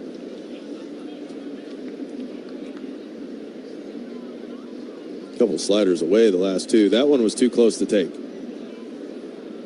Riley fouls it off. So his fastball early, it's been slider late.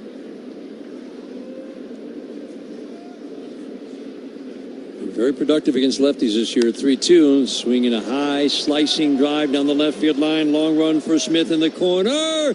Off the wall. Kicks back toward left field. 2 runs will score. Dingler's in, Carpenter's in, and Riley Green will go into third without a throw. Almost hit another home run. It went off the wall and left, and Smith got caught by the wall, and nobody was there to back him up. 2 more runs for the Tigers in a 6-1 lead. We talk about line-to-line power all the time. He hit a homer to right field. This is a slider down and away, left on left. Gets under it a little bit, but just the power, Dan, to be able to drive it out there. 334 right off the 4 of the 334. Gets himself a triple out of the deal.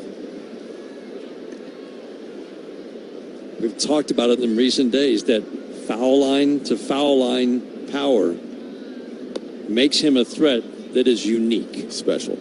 Very few guys can do what Riley Green can do. Hit it that high, a slicing fly ball left field goes 334 in a ballpark that doesn't give up anything. Just nothing. Dead atmosphere in here. The 1-0, down and away, 2-0. I think Josh Smith was shocked because he ran over there like he's going to catch it. He couldn't believe it kept traveling. It just kept going. It kept carrying, and he kept getting closer to the wall and closer, and finally he realized, oh no, I'm not going to catch this. And he was already up against the wall. Ball bounces off, and then everybody scores. Bases clear and triple. How many times do you see triple to left? What's that? How many times do you see a triple to left? No, right off the wall? No, you don't see that. I don't know. Last time I saw a triple to dead left field. Let's pause for station identification on the Detroit Tigers Radio Network.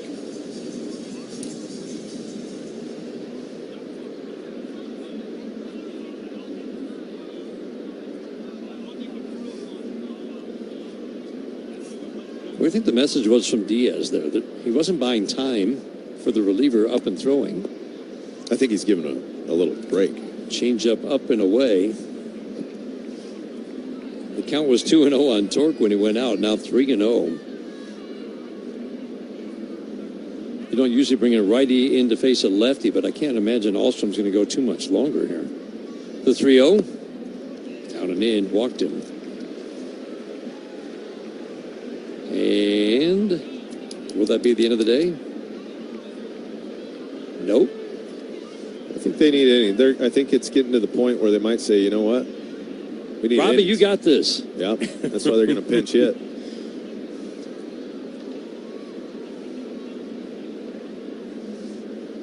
Hao-Yu Lee has grabbed a bat. He'll pinch hit for Colt Keith. 6-1 Tigers are in the fifth. Still only one out. The base is. There he comes. Runners at the corners now. Yeah, he's going to wait and see what Schumacher was going to do. He waited. Got the pinch hitter into the game, and now he'll bring in the righty. Runners at the corners. Riley Green with a 2-run triple after hitting a 2-run home run last inning. While the Rangers go to their bullpen. 6-1 Tigers in the fifth. We'll pause for these words on the Detroit Tigers. All your favorite games from MLB Play are back. Bigger, bolder, and better than ever. Test your skills with daily puzzles like MLB Pickle, the Ultimate Mystery Player Challenge, and Immaculate Grip, where stats and strategy collide. Then in Spinball, build your roster, take on your friends, and compete for the weekly prize. Or be the first to beat the streak and hit your way to the $5.6 million jackpot. Plus, the all-new Daily Walk-Off. Lock in your players by category for the walk-off win. The game's official home for games is MLB Play. Only on the MLB app and MLB.com. Okay, where's the napkin? No. Not yet. Not yet.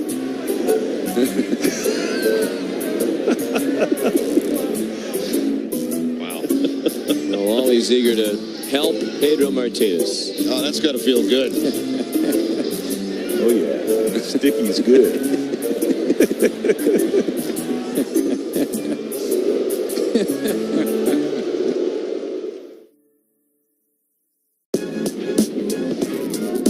He's coming home. Here's the throw. He is safe. A stolen base. He steals home. Karen Durant steals home. It is 6-0. Well, with a lefty, they always have to be aware with a guy with that kind of speed at third. It's so close. See if he gets that hand just in. He slides to the inside away from Bo Naylor. He's safe. He's safe. Definitely looked it there. But he's in there. Easy.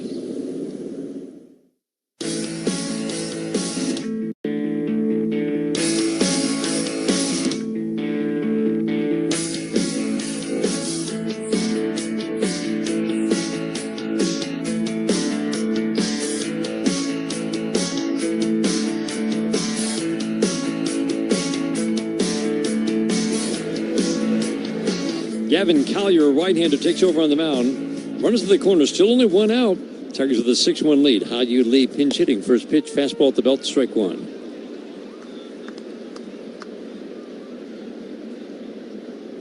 Another rookie. We saw three come out of the bullpen in the 10-4 Rangers winning game one.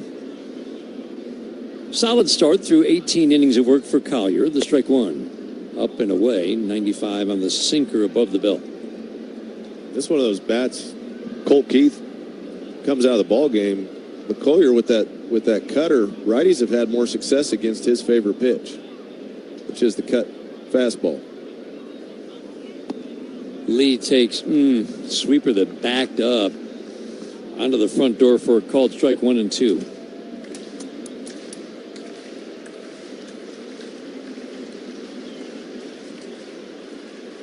Lee with a closed stance, upright, the 1-2, swinging a pop-up, playable on the infield. Berger behind the mound just to the right. First baseman makes the catch. That's a tough sequence right there. That was. Coming off the bench, he placed a perfect fastball right at the top rail. A couple nasty sweepers that were actually inside to the righty.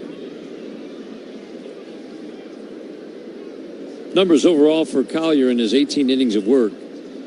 Opponents have hit just 180. Giving up 8 runs on 11 hits because he has walked 14. Zach McKinstry takes a dotted fastball down and away. So a guy who doesn't throw strikes just dots Perfect. And sometimes it's like it's better be lucky than good. He's trying to throw it down the middle, and you just happen to hit the outside corner. 14 walks and 16 strikeouts in 18 innings. The strike one. Swing and a miss. A sweeper stayed away. Never got to the strike zone. Looked tempting, though, for Zach. He was trying to punch it into left. Nicky Lopez, the shortstop, shades up the middle. Green's runner at third. Torques at first. 6-1 Tigers. The 0-2. Swinging a ground ball foul down the first base line. Torque was off with the 0-2 pitch. How about that? Check some scores from the 1-800-CALL-SAM Studio Scoreboard, brought to you by Meijer, the official grocery retailer of the Detroit Tigers radio network. White Sox are trying to split their 4-game weekend series with the Guardians. They had 2 walk-offs to start that 4-game series for Cleveland, and then Chicago bounced back one yesterday. Had a 6-3 lead in the middle innings today. Now it's 6-6 in Cleveland. They started with the White Sox and Cleveland tied for first in the Central. Another 0-2 to McKinstry, up and away. 99 on the fastball, and that's why, even with no command, this young man's going to get plenty of opportunities. Pretty good stuff. Sweeper's good, too. The 1-2. Swing and a miss. Woo.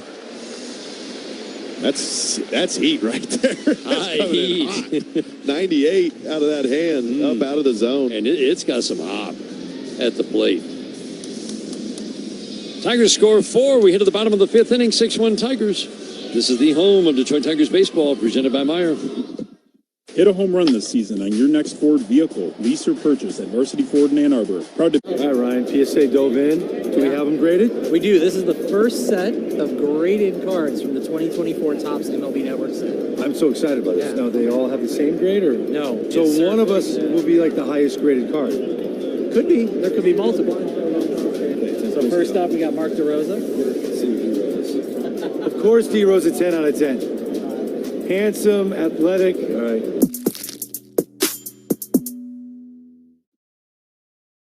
At the wall, leaping catch. What a play by Joey. And Peters runs it down.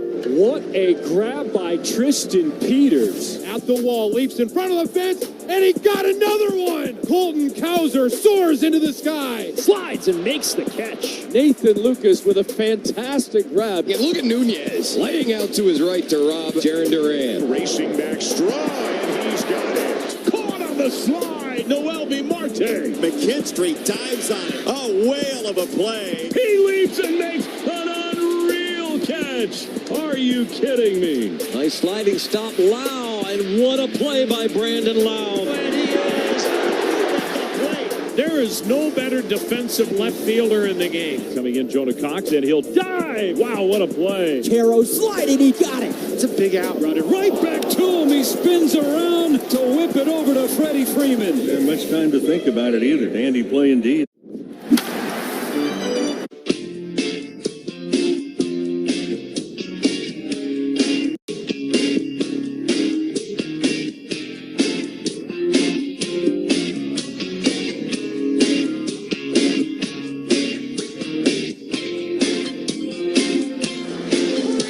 First pitch fastball, strike one. Cam Cauley at the plate.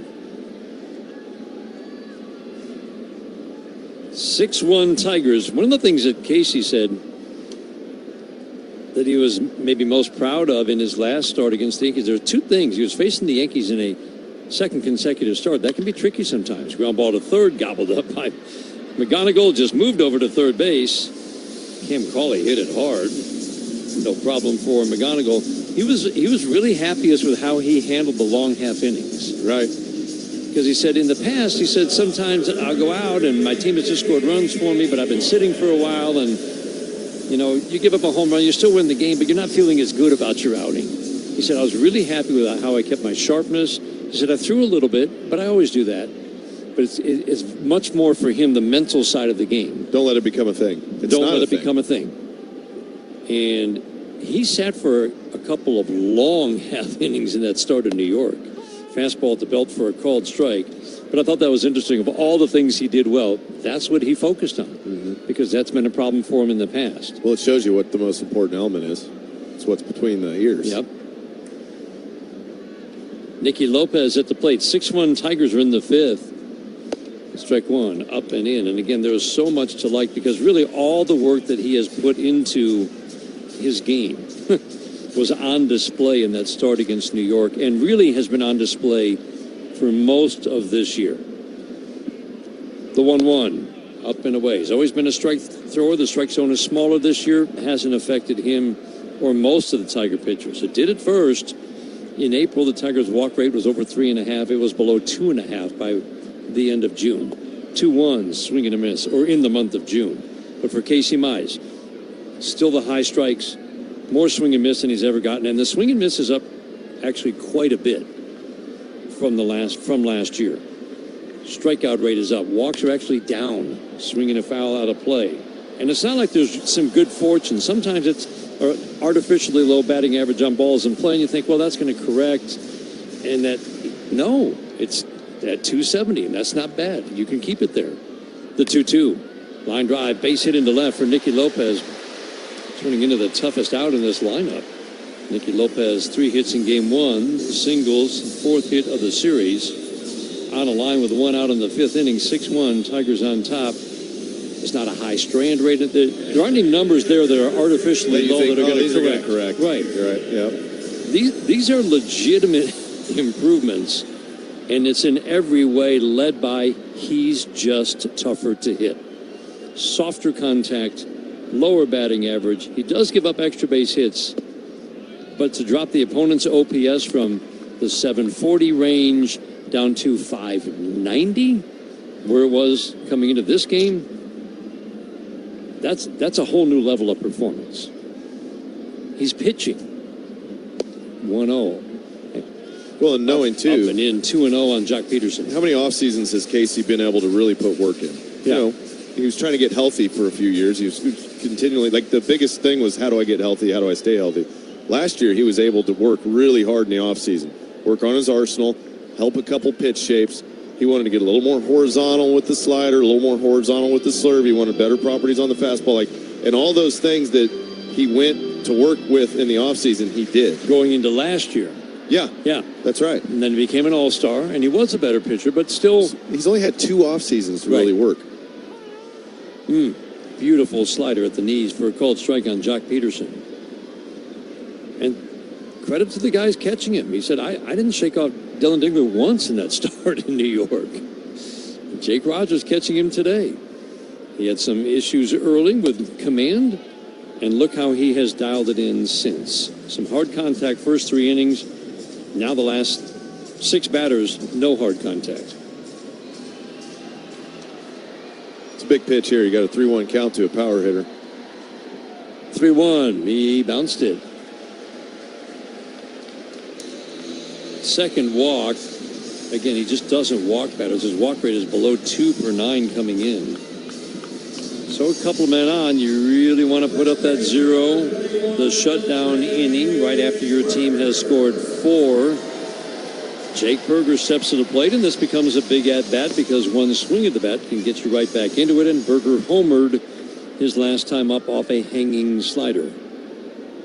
Lopez at second, Peterson at first. First pitch to Burger, swing and a pop-up down the right field line, slicing long run for Carpenter, but he's just going to, oh my. I was going to say, get a better look at where it lands, and then he ran hard into the fence by some field-level seating. There's some netting over there, but yeah, he ran right into the pole. Easy over there, Kerry. My goodness. Fortunately, there's some padding, and he realized where he was about 1 step before he hit the padding, so he could slow down a little bit. It's just strike 1 on Burger, deep in that right-handed batter's box. His bat's been hot for a while. He swings, pops it up, this time playable.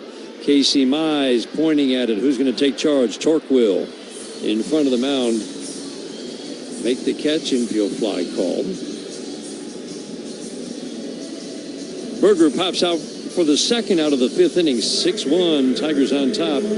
Strikeout updates brought to you every game by Carbless, the official ready-to-drink canned cocktail of the Detroit Tigers. 4 strikeouts for Casey. 1 run on 4 hits so far. Pitch count at 71. with Nimmo at the plate, 2 on, 2 outs. First pitch, he's swinging a foul out of play, well back third base side. Another off day tomorrow. And that start in New York, the Tigers really needed length from Casey. And he gave it to him with 7 superb innings of work. Strike 1. Another foul out of play. Same spot, well back third base side. No balls and 2 strikes. And Brandon Nimmo, he hit a ball, absolutely scorched it to the gap in left center. Riley Green made one of the finest catches you will see. 1, 2, 3, 4 steps, flew through the air and made the catch. The 0-2 line drive over the glove. It tipped off the glove of McKinstry into shallow left field.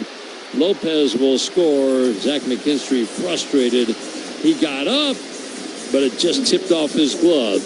A single for Nimmo on an 0-2 makes it a 6-2 game. Ball got in on Nimmo, and it was a soft line drive, but it was just high enough. McKinstry jumped as high as he could. He timed the jump pretty well, too. It just tipped off his glove.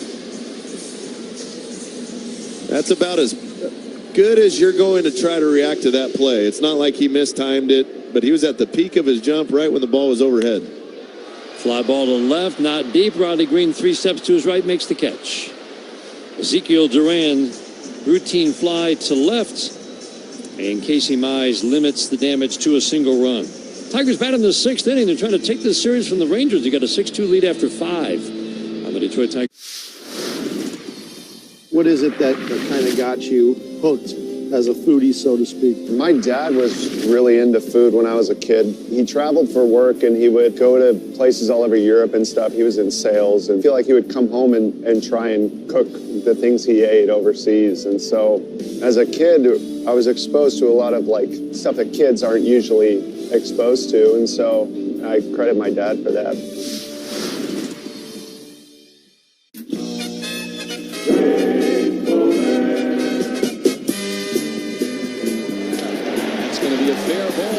Franco is going to get at least a double. There's that tough corner. Throw coming in. It's way over. I don't know what happened. It might have hit the stands, and the Padres have scored a run on that play. Watch this. He goes down, picks it up, and he gets a piece of paper between the ball and his fingers. That's the weirdest play I've seen in forever.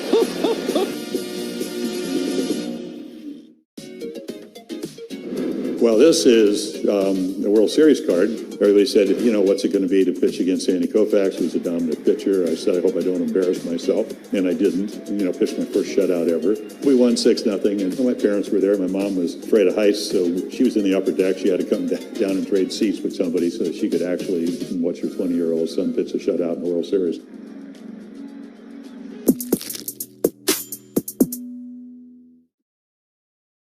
Puedes ser el dueño de grandes momentos del béisbol. MLB Auction te permite participar en la subasta de bates, bolas y jerseys autografiados, con artículos de tus equipos de grandes ligas favoritos, leyendas y jugadores. Visita auctions.mlb.com.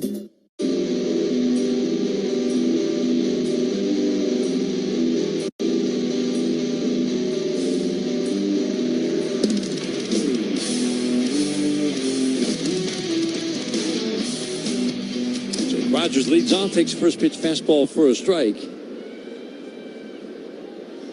8-9-1 hitters, Rogers, Outman, McGonigal. Facing the hard-throwing righty. Sweeper, it's a pretty hard sweeper. And it's got some sweep to it. Jake Rogers swings and misses. He got good stuff. Like he said, the only issue he's got is command. Got a 3/4 arm slot, slings it out there. That was a sweeper, but way outside. 1-2 the count on Jake. But you can see he's got a lively arm, Dan. He can throw a 99, nasty sweeper, pretty good cutter. The 1-2. Swinging a foul out of play. You know he's going to get chances. For sure. To prove that he can throw enough strikes. Originally drafted by the Rangers 12th round 7 years ago out of high school in Georgia. Sweeper in the middle of the plate freezes Jake for a called third strike for the first out in the 6th inning. 6-2 Tigers. Nice job by Casey Mize to limit the damage. For sure. You got, and especially through the meat of the order with a couple guys on. He had to face Nimmo. He had to face Berger.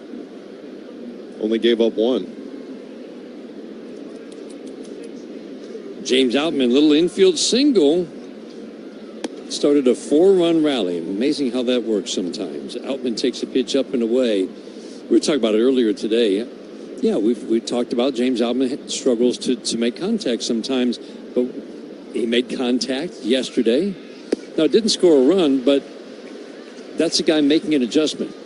And not striking out his last time up, putting the ball in play, infield base hit, touched off a 4-run inning. It's competition. It's a game. If you're not always going to hit a home run, you got to find other ways to put pressure on. 1-1, 98 up and in, 2-1. The more times you put pressure on the defense, the more good things tend to happen. Yeah, just sometimes you're just competing. Find a way to make contact. You never know what might happen. 2-1. Strike on the inside corner. Think of Matt Vierling in New York. Soft ground ball to third in a big situation. Caballero threw it away. Mm-hmm. That was in a two-strike count. He was Dan. just trying to make contact. You don't have to do everything. You just need to do something.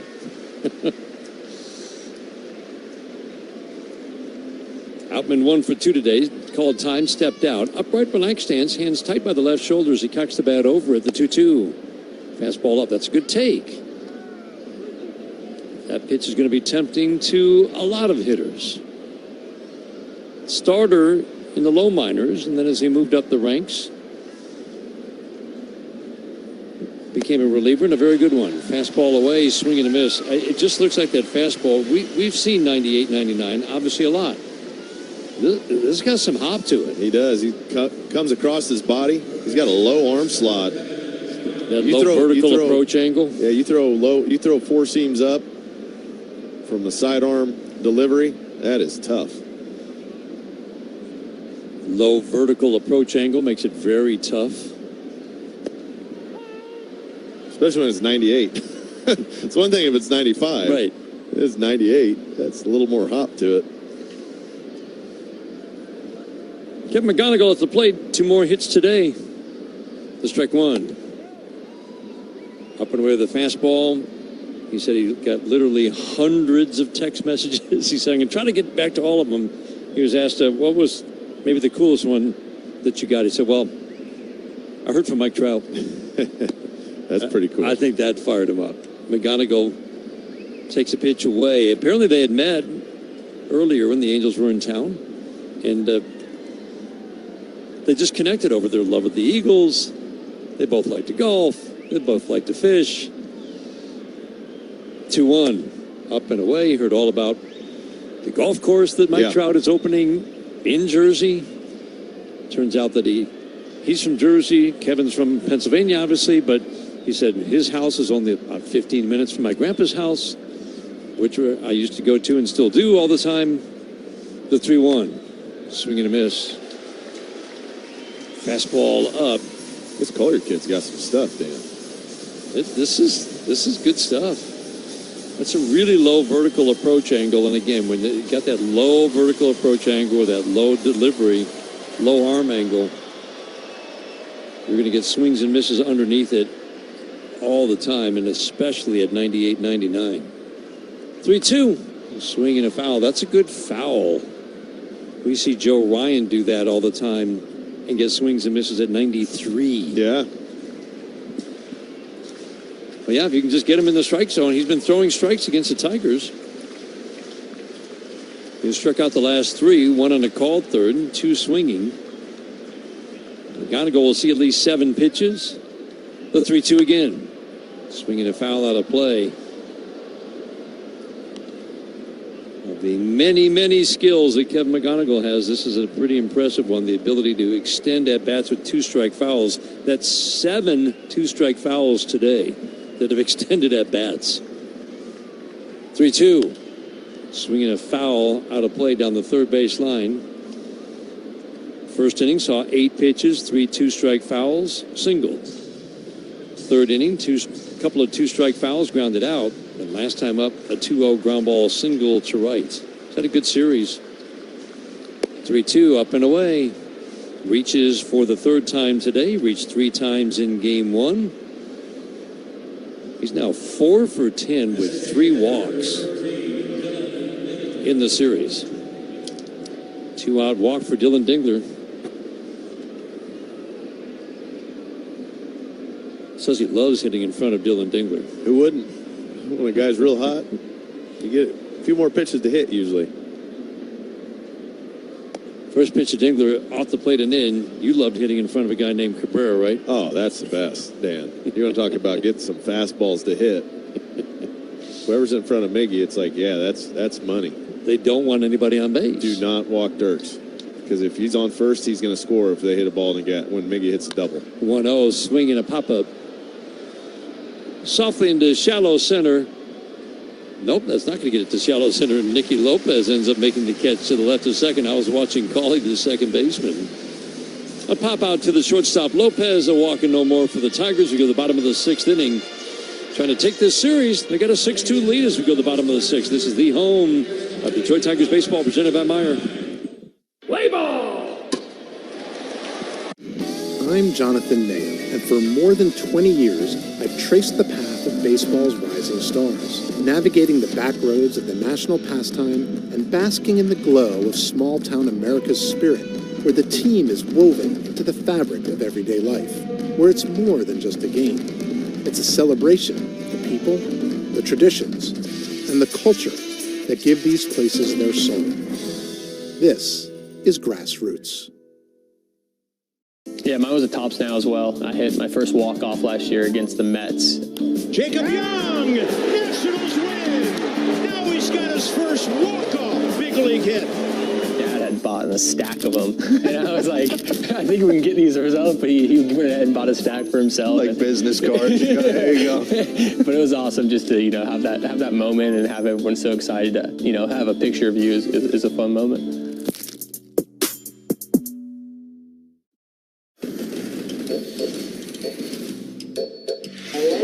2-2. Got him with a high fastball. The back goes flying. Dangerous projectile going towards the dugout. Whoa! That's a rally shoe closet. Takeoff play at second. That does go into center field. And Bowers on his way to third. The ball was tagged on a line. Slow swimmer in the big leagues. He's going to get there. Kirk was giving everything he had right there. Yeah, it was enough. Puedes ser el dueño de grandes momentos del béisbol. MLB Auction te permite participar en la subasta de bates, bolas y jerseys autografiados, con artículos de tus equipos de grandes ligas favoritos, leyendas y jugadores. Visita auctions.mlb.com. 6-2 Tigers, bottom of the 6th inning. First pitch, fastball up and away. 6th inning brought to you by the Jack Demmer Automotive Group. Go in and experience the Demmer difference. Casey Mize into his motion, the 1-0, swing and a miss. Goes up and away with the fastball. Evan Carter at the plate, 0 for 2. Came in hitting 190. He's got some pop. Coming into this game, it was 3 for 3, plus a walk and a home run. Hit by a pitch. He'd reached all 5 trips to the plate in 2 games. He takes a backdoor. That's a beauty. Backdoor sweeper, it looked like. Yeah, it was almost a little slurvy sweeper. Yeah. He actually, Casey says it's actually a sweeper. It goes in the books as a slurve, and he's not quite sure why. The 1-2, ground ball, second base, diving stop by Lee, pops up, throws, got him. Let's see if Skip Schumacher wants to challenge that, but that's a nice play by Hao-Yu Lee. Defense for the Tigers, all over the field. Just making plays. They will not challenge. Let us start by that one, Dan. Goes to the backhand side. It looked like a base hit up the middle. Potential for it. Hao-Yu Lee dives to the backhand side, gets up quick, snap throw to first, gets his guy. We've seen the Tigers make all kind of diving plays the last 2 days. That's kind of just a routine one at this point from some of the ones we've seen. I mean, by an inch.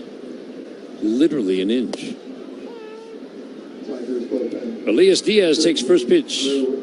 Fastball, strike 1.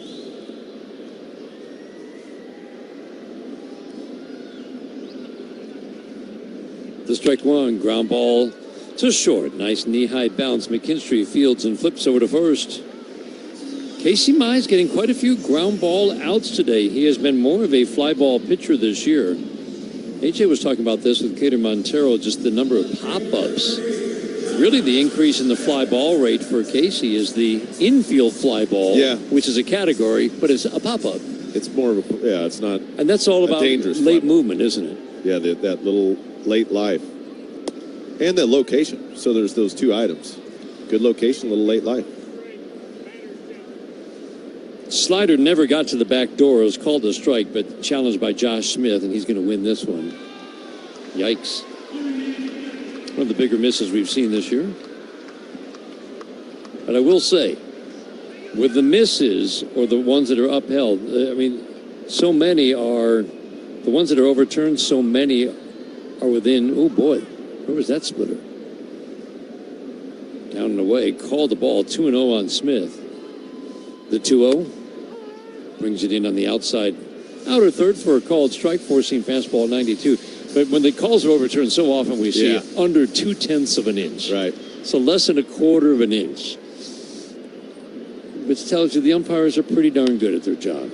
2-1 fly ball to left field. Riley Green back to his left. Couple of steps, makes the catch. Routine fly. Smith flies out. Casey Mize has cruised through 6. We head to the 7th. Tigers on top 6-2 on the Detroit Tigers Radio Network, presented by Meyer.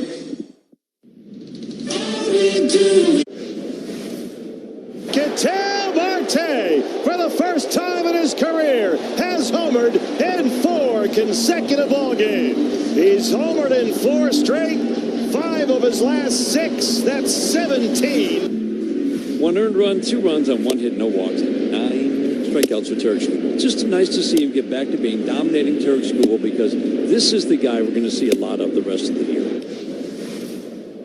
7 scoreless innings for Christopher Sanchez tonight, lowers his ERA to exactly 2.00.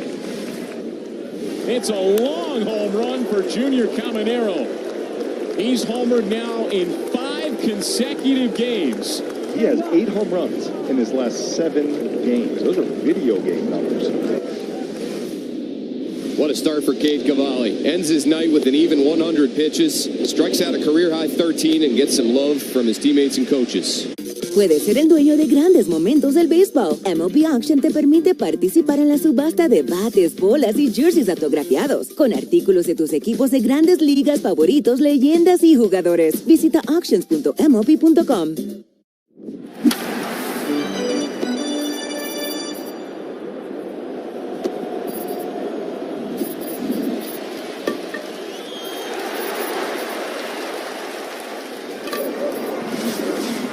For cancer screening today at carmanis.org/inspire.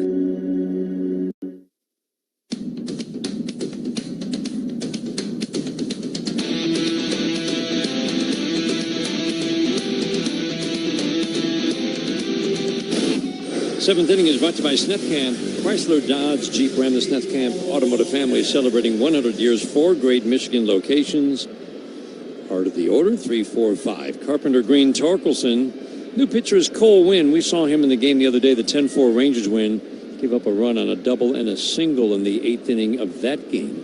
It's been a struggle for Cole Winn. 3rd go-around at Major League action. Had a fine year in 42 innings of work last year. He's cut the walks, bumped the strikeouts, and he has had a rough 2026. Fastball away. When you look at the walks and strikeouts, you see 3 walks per 9, better than a strikeout an inning. That's good. He's given out 23 runs on 33 hits in 28 innings. It's just the contact. The 1-0. Cued off the end of the bat with a splitter. 1-1. Carp 1 for 3 today. Scored a couple of runs. He'll run that 4-seam up. Likes his cutter-slider combo. We just saw a split right there, but a lot of stuff left in the honey zone. Right over the middle of the plate. 1-1 swing and a pop-up slicing foul out of play down the left field line, and oh boy, I think Curry would like that one back. Yeah, the last 2. Split was up. That one was up. And that's why guys get hit. A lot of it's location. Just like you described, stay out of that middle. The middle rail of the strike zone. Right. Unless it's right on the, if it's right on the edge, you're fine. But if it's anything in that middle zone that's not on the little box, the TV box corner, if you can imagine that. The 1-2, swing and a miss. Goes back to the splitter to get carry. Carpenter strikes out to start the 7th inning. Today's game brought to you in part by Corewell Health, reminding you together we can overcome any obstacle, fight any battle. It's been a real struggle for Colwyn lately. He has given up at least a run, 1 or 2 runs now, in 6 of his last 7 appearances. So 11 runs on 11 hits in his last 7 innings of work. Riley Green takes ball 1.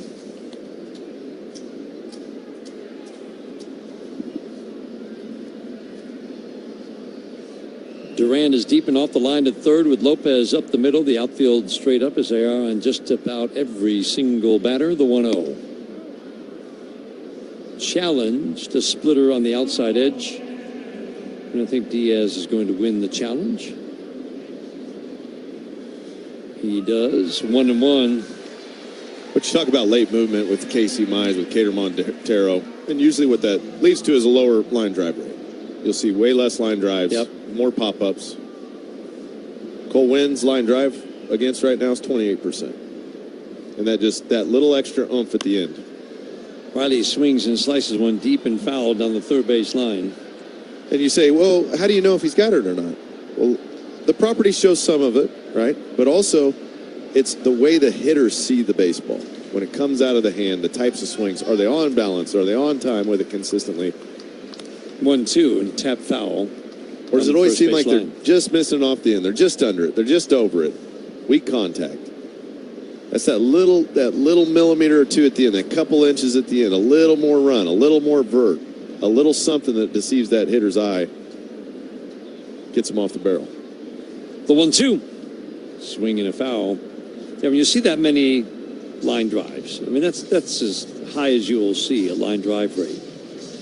It's going to lead to a lot of struggles, and paired with the hard hit rate. Well, he had a higher line drive rate in 2024. It's 30%.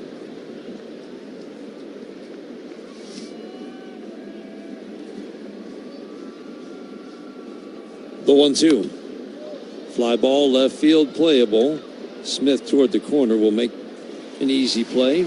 Riley tripled into the left field corner last time up. 2 up, 2 down, 7th inning. But what's the formula, Dan? What's the formula to getting guys out there? It's got to be a little deception. Every good pitcher's got a little deception. They got good stuff. Yep. And they know where to throw their pitches in the right time. When to throw them, where to throw them. Sequencing, obviously, so important. First pitch to Torque off the plate and in. Torque challenges, and he's going to win this challenge. Good for Torque. He doesn't do this very often.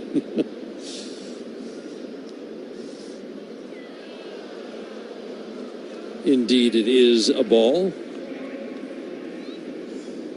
Torque's 0 for 2 today with a walk.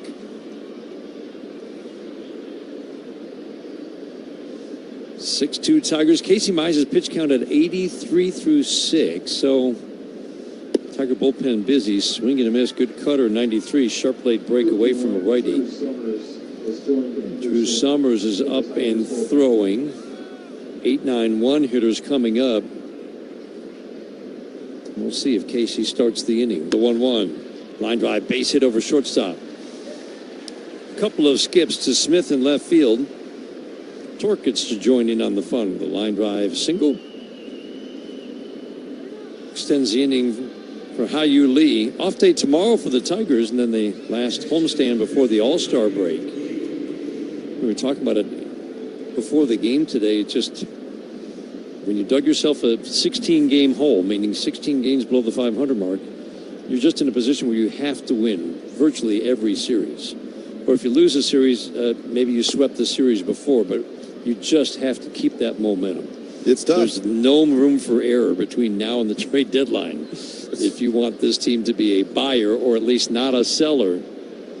And that's why this is a really important road trip for the Tigers. They had won 2 road series coming into this series. And they've got a chance at a 5-1 road trip. Pop up down the third base line. Duran will go down the line in foul territory. Hao-Yu Lee on a 1-0 pops out for the third out of the Top of the seventh inning. Seventh inning stretch time brought to you by DTE. Score energy savings this season. Manage your energy bill when you visit DTEnergy.com/save energy. 6-2 Tigers at the stretch. This is the home of Detroit Tigers baseball, presented by Meyer. At Comerica Bank, we've helped build some of America's most iconic companies. Now, we're bringing that same professional-grade expertise to today's builders. The kitchen table entrepreneurs, the first-time storefronts, and late-night dreamers with big ambitions. Because banking built for success shouldn't just be for big business. It should be for anyone building something that matters. Let's build something together at Comerica.com/succeed. Comerica Bank, a division of Fifth Third Bank N.A., member FDIC, equal opportunity lender. One bite of 100% Angus beef ballpark frank, and you'll say,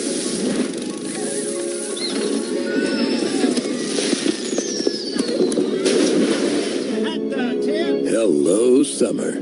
Ballpark Franks. They plump when you cook them. It's time to take a bite out of summer and fire up the grill, America.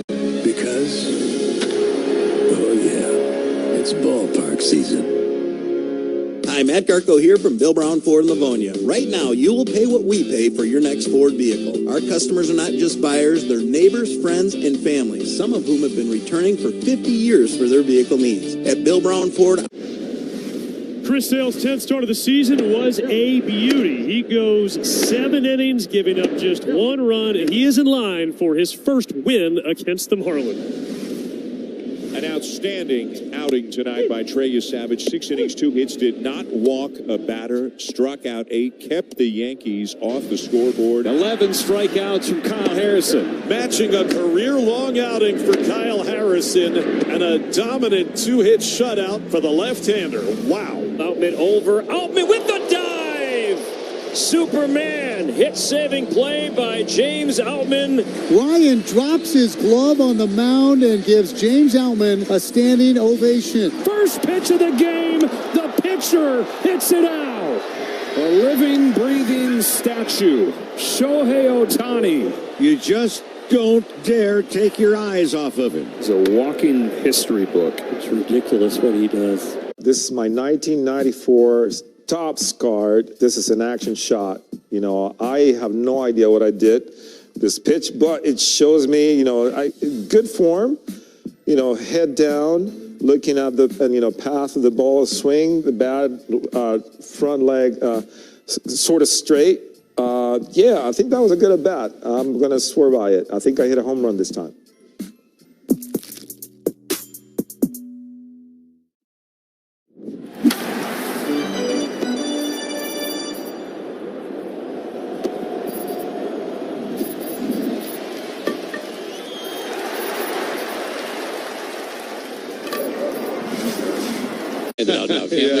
Riley Green, a home run, a triple, 4 RBIs. He's got 3 hits today.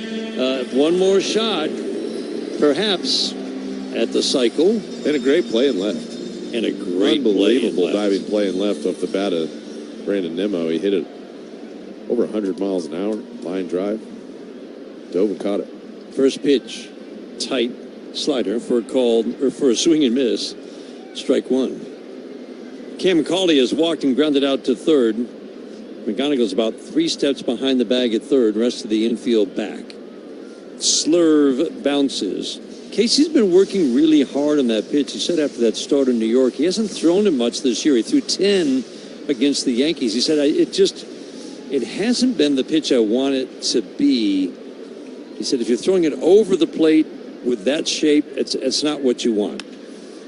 Swinging a high fly ball to right field. That one's deep. Going back Carpenter, and he will make the catch. That's Matt Bierling now in right field. I think that ball was moving around on him a little bit out there. Yeah, had some juice. He comes in. Bierling comes in for defensive replacement for Kerry Carpenter. And, of course, where's the ball go, Dan?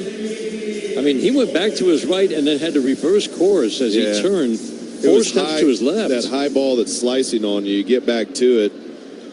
He turns to the inside, but it was high enough. He had time to get under it. That'll wake you up when you come in. To get your heart pumping. Yeah. Go play defense. Roger that. First ball, not an easy one. Soft tap foul on the ground behind home plate. Lopez 1 for 2 today, falls behind 0-2. But just talking about that slurve, he said he's just been working on it. He said he had to figure out where to start it so that it would, he says it breaks sharply a couple of feet away from a righty. But he said I was starting it kind of middle and it would just be ball out of hand for them. They could read it easily. So he had to trust that he could throw it sightline in. At the righty, and then it will break off the plate away. The 0-2, fastball up. But I do think going forward that, I mean, righties still continue to have a large edge compared to lefties. But that's going to be a big pitch for him to bring those numbers for righties down. Slurve bounces up to home plate, and he's obviously going to throw it to lefties as well. He just threw it there. You want something that goes away from that right-handed hitter. So that way they can't get as comfortable. They're going to swing and miss more on pitches that go away from their body. The pitch, swing and a pop-up, fouling out of play. Well, this at-bat might be what decides it for A.J. Hinch because the pitch count is at 93. Peterson coming up. He's got a walk, a single, and a bounce out. You got the lefty Summers up. The 2-2. Swing and a soft fly ball to left. Riley Green doesn't have to move a step, makes the catch. And that will be. A.J. Hinch was already on the field as the ball was settling into Riley Green's glove. He wants the lefty Drew Summers. We'll keep it right here and check some scores and talk about this Casey Mize outing. Terrific outing. 6 2/3 and 2 runs. That's it for the Texas Rangers. We're going to check some scores from the 1-800-CALL-SAM Studio scoreboard, brought to you by Meijer, the official grocery retailer of the Detroit Tigers radio network. Houston leads Tampa 2-0. That game's in the bottom of the 7th inning. Tampa started the day with a 4-game lead. Let's take a trip around baseball for a look at some of the funkiest moments from the field. And now he slips and falls. The ball gets by him. No, it wasn't me. No, not me. And it hits him right in the tucks. Pitches that took the bat right out of their hands. Terang didn't see it. Man, that's tough luck. With that wand ready to wave some magic. It goes way over Devers' head at first. There's a big cockroach in the dugout, apparently.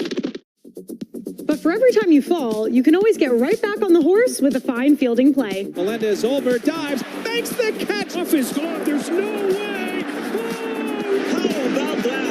A sensational catch. By Ryan Waldschmidt.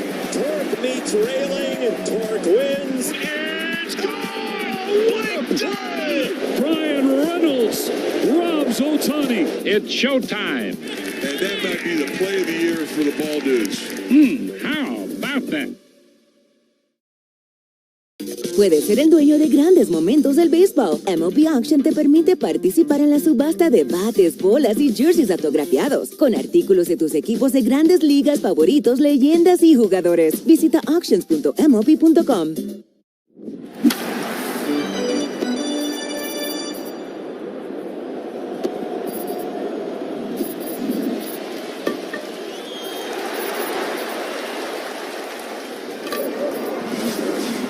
It's a great place to hit. They hit, and the but travel, the opponents hit. Travel, too, is tough when you're in the West. That Northwest corridor, those places, it's just tough. The flights are long. Everywhere you go, you seem like it takes 4 hours to get there in an airplane. 1-800-SAM. Call Sam Scoreboard, brought to you by Meijer, the official grocery retailer of the Detroit Tigers radio network. 2 out, bases empty. Drew Summers at the plate. Pitch and change, brought to you by our Southeast Michigan Ford dealers. First pitch, fastball from Drew. The drop and drive, Drew. Fastball at the bottom rail for a called strike 1. The last outing, a lot of soft contact. Bunch of little weak ground balls got through. Just it was bad rough. luck. The strike 1. A little bit low. Jake's going to challenge. He's not going to win this one, though.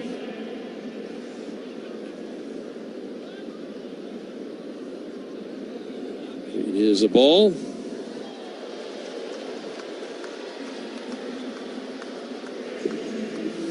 1-1 the count on Jack Peterson. 1 for 2 of the walk today. Each team now with 1 challenge remaining. Yeah, for Drew Summers, I mean, he gets a lot of swing and miss. And the other day he couldn't, but the Rangers just weren't swinging and missing on Thursday night.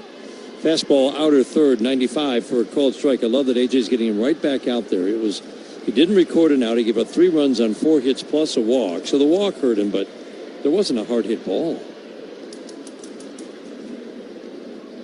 From the stretch, the 1-2. Swing and a miss. Whoa, he ate him up inside. High and tight. Peterson was swinging and bailing at the same time. Drew Summers gets the last out of the 7th inning. What a start for Casey Mize. We played 7, 6-2 Tigers on the Detroit Tigers Radio Network, presented by Meyer.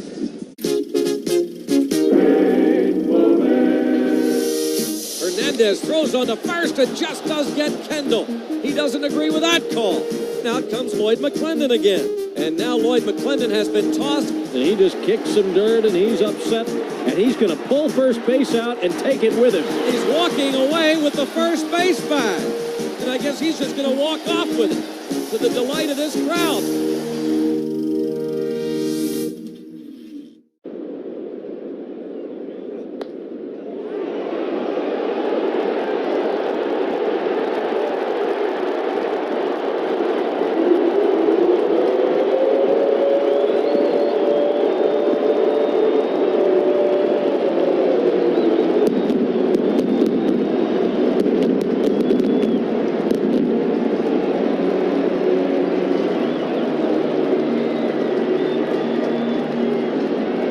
Puedes ser el dueño de grandes momentos del béisbol. MLB Auction te permite participar en la subasta de bates, bolas y jerseys autografiados, con artículos de tus equipos de grandes ligas favoritos, leyendas y jugadores. Visita auctions.mlb.com.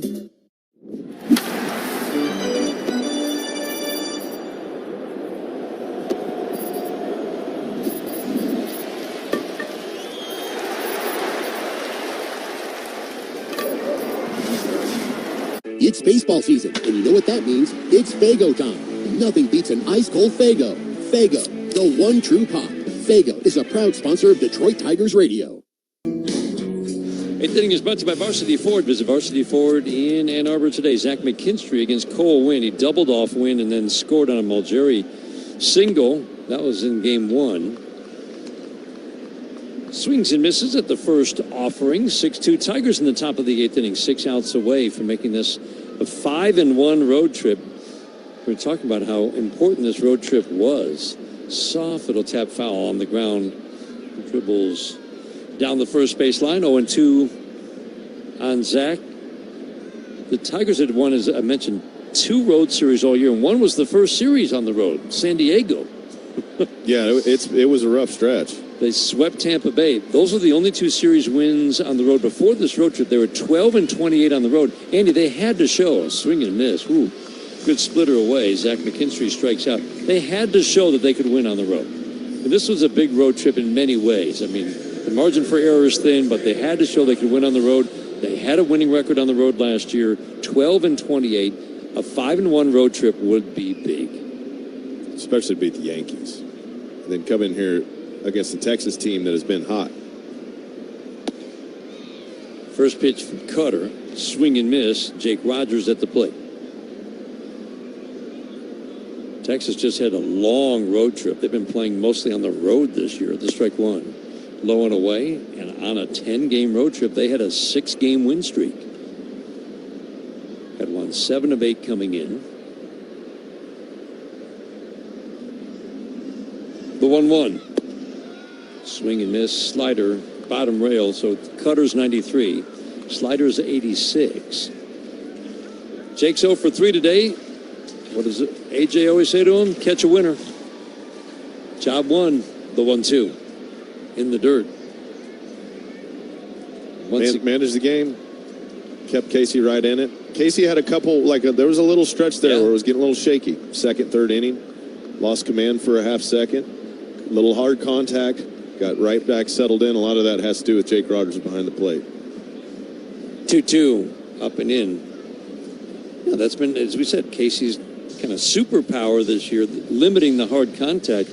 And through the first 13 batters of this game, it was loud. It was loud. Yeah, homer by Berger. Nimmo, hard hit, line drive. 3-2, got him. Fastball on the black, in. Called 3rd strike on Jake. 2 up, 2 down, 8th inning. And then after that Nimmo line drive that Riley Green flew through the air with the greatest of ease to snag in the third. I mean, looking by his score sheet, he had a Lopez line drive single. It wasn't a scorcher. There really wasn't another hard hit ball except maybe the Carter ground ball that Hyu Lee smothered. James Outman swings, pops it up by third. Duran will backpedal shy of the outfield grass, makes the catch. Outman pops out, and a 1-2-3 for Wynn and the Rangers. We head to the bottom of the 8th inning. Tigers holding on to the 6-2 lead. This is the home of Detroit Tigers baseball, presented by Meyer. How does one of baseball's most celebrated plays connect to one of baseball's most notorious curses? Through a cross-country move, an earthquake, and the Men of Steel? Find out on Hall of Fame Connections.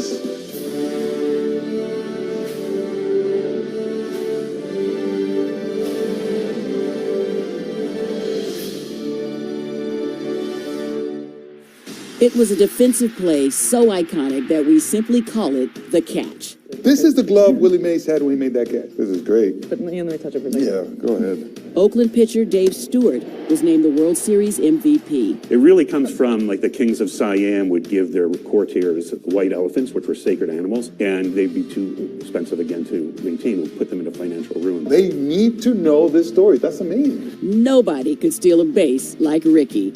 I'm the greatest of all time. Thank you.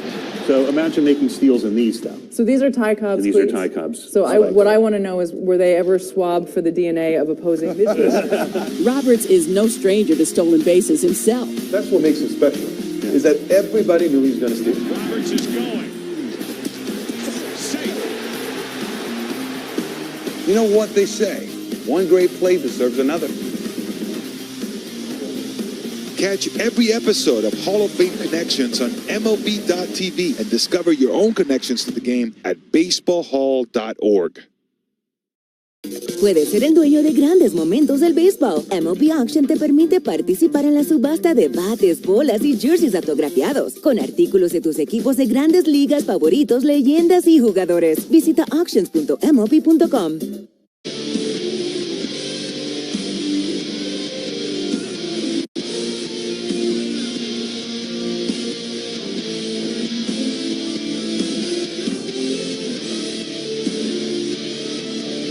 This copyrighted broadcast presented by authority. The Detroit Tigers may not be reproduced or retransmitted in any form, and the accounts and descriptions of this game may not be disseminated without the express written consent of the Detroit Tigers.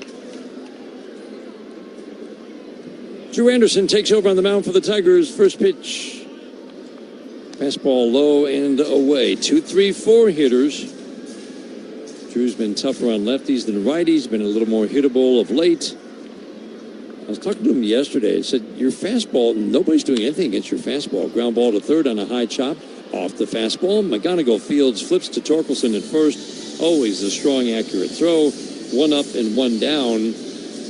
Changeup we know is his pitch, but the toughest pitch to hit has been the fastball. Changeup has been his most hittable pitch because when it's not located, it gets hit. That's it. It's location. And it goes back to, you know, how we talk about throwing too many breaking balls. You throw too many of those changeups, you will leave some up. It's harder to execute a pitch if you throw it 15 times than if you throw it 5 times. And he said sometimes he just, to him, it's all about working ahead. Curveball down and in. And then if he gets behind, and he wants to throw the changeup. He says his sight line's a little bit higher because that pitch dives so much. And he knows that he's got to keep his misses down. But he also doesn't want to walk anybody, so there's that balancing act. Changeup away. Brandon Nimmo at the plate, 2-0. McGonigal is pinching in a little bit. He'll back up now and head towards shortstop with the shortstop McKinstry right up the middle. Outfield plays Nimmo, left-handed batter to go the opposite way, 2-0. Foul off his foot. Ooh, that four-seamer in. That one there hurt. Nimmo, as soon as he hit it, he ejectoed out of the box. Now he's feeling down around his foot and his ankle, trying to walk it off. It was a well-placed four-seam. The guard can only do so much. He hit it off the guard. Yeah, imagine if you didn't have the guard on. Ooh. That's how we used to feel. When not as many people wore the guard. You hit a few off your shin, did you? Oh, yeah. Yeah, it doesn't feel good at all. That little ankle bone on the inside, you know, that big round bone. Everybody, I think the bone on the inside of my ankle is bigger from fouling them off. 2-1. Jam job, fly ball to right. Vierling 2 steps to his left, makes the catch. Let's pause for station identification. This is the Detroit Tigers Radio Network.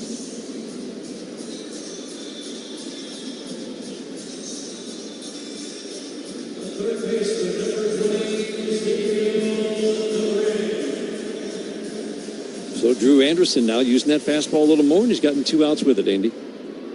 That's where he wants to stay. Well-located fastball is still the best pitch in baseball. And he's consistently 95. Fly ball to center field is deep. Outman back to the track, to the wall. Gone. Ezekiel Duran with his 7th home run. Slider was up. He did not miss. And the Rangers cut the Tigers' lead to 6-3. That's been the Achilles heel for Drew Anderson. It really has been, surprisingly. Just he can pitch so well, looks so good, then he hangs a slider to Duran, and Duran hits it 423 feet to dead center field. And it's just that long ball he can be so in command of an inning and give it up a long ball. It it's really just is a surprise. I would agree. I mean, he's got, 66 strikeouts and 20 walks. It's like all of his numbers are great. It's the oddest combination of ton of hits and a ton of strikeouts. This is now 17 innings. Going back to late May, swinging a miss on Carter, who's given up 6 home runs. Yeah, with 21 strikeouts and 24 hits. And other times he just puts them away. Boom, boom, boom. It's, a couple batters. It's like no problem. And then you can't have your late inning leverage guys giving up home runs. It's just, you just can't have it. 0-2 bounces up to home plate. Well, that's also rolls. Like long guy, because he can gobble up some innings. You can put him in the middle of a game. He can gobble up some innings. He started some games. Done decent. AJ would love to have him work multiple innings in leverage. Late in games. But if you can't do it, you can't do it. 1-2, soft ground ball to second. High-lead charges, scoops, flips to Torkelson at first. Man, I love his actions. Charged hard on a slow roller and gets Evan Carter, a speedy runner. Home run for Duran. His 7th of the year, trims the lead, but the Tigers take a 3-run lead to the 9th after 8. 6-3 Tigers on the Detroit Tigers Radio Network, presented by Meyer. Did he get another one? You bet. And a new Rockies record for home runs in front of the All-Star break. Seiya, deep left. Cubs win. Seiya wins it. 10th walk-off of the year for the Cubs. The magician makes another one disappear. My word. He has homered in 4 straight games. Casey Mize had one of the best starts of the year for a Tiger pitcher. That stuff tonight was absolutely filthy, just allowing 1 hit with 10 strikeouts. Cowser's at the wall. Cowser takes away another. Come on now. Back-to-back days, Colton Cowser has robbed a home run here at Camden Yards. And it'll be Sweeney backpedaling, and he can't make the play. And there goes the no-hitter. Rolling, does it go fair? Yes, it does. That's a fair ball. Oh, she's giving it to him.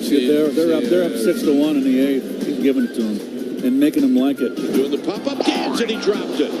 You don't see that very often. Abrams is going to think about going to third. The throw too high there. Abrams dives back in. Tag applied this time by Riley. What just happened? Puedes ser el dueño de grandes momentos del béisbol. MLB Auction te permite participar en la subasta de bates, bolas y jerseys autografiados, con artículos de tus equipos de grandes ligas favoritos, leyendas y jugadores. Visita auctions.mlb.com.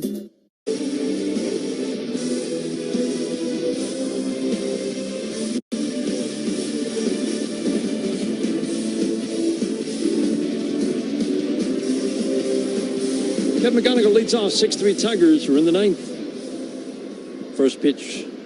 Well, the new pitcher, Peyton Gray, and this is the 31-year-old rookie we told you about in Game 1, who's having a terrific year. kind of guys you always root for, swinging a foul over the screen when they're not pitching against the Tigers. That's right. That's right. No, he's done a fabulous job. He's got a good changeup, four-seam fastball, throws a slider once in a while, but understands his arsenal. Yeah. He's one of those guys, he's got sneaky extension. He gets the ball out in front of his body. The 0-2. Swinging a foul out of play. Another 2-strike foul for Kevin McGonigal. If you're keeping track at home, and why not? It's kind of fun. That's 9 2-strike fouls to extend at bats today. Is that a new game we need to I think start so. playing? Well, with McGonigal, yeah. How many 2-strike fouls? 9 2-strike fouls in one game. He's seen a few pitches today. 8, 6, 9, and 3 in his 4 previous trips to the plate. He's reached 3 times with 2 singles and a walk. 6-3 Tigers in the 9th, the 0-2. Swinging a soft fly ball to left field, kind of served it out to Josh Smith, who comes in and makes the catch. 1 out, 9th inning. 9th inning is brought to you by Comerica Bank. If you want to elevate your small business's game, visit Comerica.com/succeed to learn how. 30 innings of work for this right-hander at 2.97 ERA coming in. Low walks, walk rate at 2.5, strikeout rate at 10. Walks and strikeouts still often tell the story for both hitters and pitchers. Low walks, high strikeouts always works. Dylan Dingler swings and misses at first offering. Dylan 1 for 4 today, 3 for 12 in the series. 2 runs in the 4th inning. Tigers are down 1-0. Riley Green hit an absolute moonshot to right. 13th home run of the year gave the Tigers a 2-1 lead. The infield single for James Outman helped touch off a 4-run 5th inning. Dingler with an RBI single. Really nice piece of hitting, and Riley Green with a 2-run triple. Swing and a pop-up foul, first base side. Berger over onto the dugout. Hops into the seats. Tigers need 1 base runner to get Riley Green to the plate with a chance to hit for the cycle. All he needs is a double. He's got the tough ones out of the way. Did you triple and the homer. Ever have a shot at a cycle? I did. I needed a homer. Didn't get it. Did you try to hit it? Yeah, I did. I leaned back as hard as I could, Dan. I gave it everything I had. Swung up, toe up. The 0-2 swinging a high fly ball again. Softly left center. This time Carter will come in, call off Smith, and make the catch for the second out. So Matt Vierling now has to reach to give Riley the chance. Single, triple, home run, 4 RBIs for Riley Green today. Fitting on the day after he gets selected to the All-Star game to come out and just... Wouldn't that be something? Rake, make an amazing play in left field. One of the best plays we've seen all year.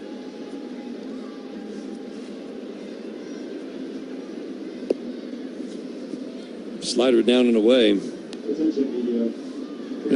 didn't grade out well in left field last year, but you took that with a little bit of grain of salt, because to me you can't be that good, which he was in 2024, and then by defensive run saved, slip that much in 1 year. Sometimes those metrics are, you got to watch the player. Still problematic. Because a guy makes an error. Like if you make an error as an outfielder, and maybe you made 1 error 1 year and then you make 4 because you threw the ball home and the guy didn't catch it. Or there's some weird ones that can fall in there. The 1-1. Swinging a foul, but I think how many opportunities you get. I think his defense has been great good this year. Yeah, it's been good. And he's a guy that plays every day, so you got to remember too, like there's going to be times where he's not going to be able to just absolutely go like a banshee 1,000% at every single ball. That's right. In the outfield. Some days he's going to have to pull back a little bit. The 1-2, swinging a foul over the screen down to our right. And that's something as guys mature like Riley, I guarantee, especially during that month of May where he couldn't get a day off. They couldn't give him one. They couldn't find him one. There wasn't enough players to give him a day off. It's like, hey, AJ play wanted smart. to, it's like, oh, we can't. Play smart out there. Like, play hard, but play smart. The 1-2 to Matt. Shot into left center, a base hit, and that is going to split the outfielders to the wall. Veerling around first, stumbled a little bit. He's rounding second, headed for third, though. Throw from the outfield to third, not in time. Matt Veerling with a 2-out triple in the 9th inning, and I think he had a little stumble around first, but he was determined to get to third. That ball was hit low, skipped when it hit the gap, and absolutely burned Carter. He took a terrible route at that ball, Dan. He ran straight over to it, then jogged. away from us up here in the booth. And now Riley Green, though, getting a chance. He got his chance. One little double. One little double. Last cycle was 20 years ago. Carlos Guillen in Tampa. First pitch to Riley Green, up and away. Single, triple, home run today. And he knows it's standing at home plate, right? For sure. Peyton Gray better give him something. No. You gotta be kidding me. No. They're going to intentionally walk him. Now, come on, there's an etiquette to this, isn't it? The guy's going for the cycle. You can't intentionally walk him. You're down 6-3 in the ninth. I mean, Schumacher's job is I know he wants to win a game. Win the game. Keep it within 3. Do you blame him? Respect the game. He's got a chance to make history. I mean, he's not making any friends in Detroit. But would you rather have... No, let him swing the bat. I get it. Let the player hit a milestone or a career achievement, a special achievement, even if it might cost you the game. Yeah, I don't think he'd be managing very long if that was the case. No, I think we should let him get a double here. You don't have to instruct your pitcher to throw him a pitch that's going to, result in a double, but respect the game. It's not all about you, Skip Schumacher. Yeah. What, are you trying to keep your job over there or something? Torque takes ball 1. Runners at the corners. The 1-0. Off the plate and in. Damian Easley, the previous Tiger, with the cycle. And if I remember right, it was in Detroit. I think he tripled into the right field corner. Have to look. I'm going by memory. That's a little tricky. 25 years ago. Low and away in June of 2001. 3-0 on Torque. Before that, Travis Fryman in 1993. It had been a 40-year gap. Coot Evers had been the previous to cycle in 1950. Haven't been many in Tigers history. Slider strike, sort of at the knees. 3-1 on Torque. Torque's 1 for 3 plus a walk today. Tigers trying to add to his 6-3 lead in the ninth. Torque has got to deliver right here and make Skip Schumacher pay for intentionally walking. That's right. Riley Green. The 3-1. Shot to short on one hop. Lopez flips it to Cawley at second for the force on Green. Tigers strand 2. We go to the bottom of the ninth inning. Tigers trying to close this one out and take a series in Texas. Finish the road trip 5-1. They've got a 6-3 lead. This is the home of Detroit Tigers baseball. All right, Ryan. PSA dove in. Do we have them graded? We do. This is the first set of graded cards from the 2024 Topps MLB Network set. I'm so excited about this. Now, they all have the same grade, or no? So one of us will be like the highest graded card. Could be. There could be multiple. So first up, we got Mark DeRosa. Of course, D-Rose a 10 out of 10. Handsome, athletic. All right.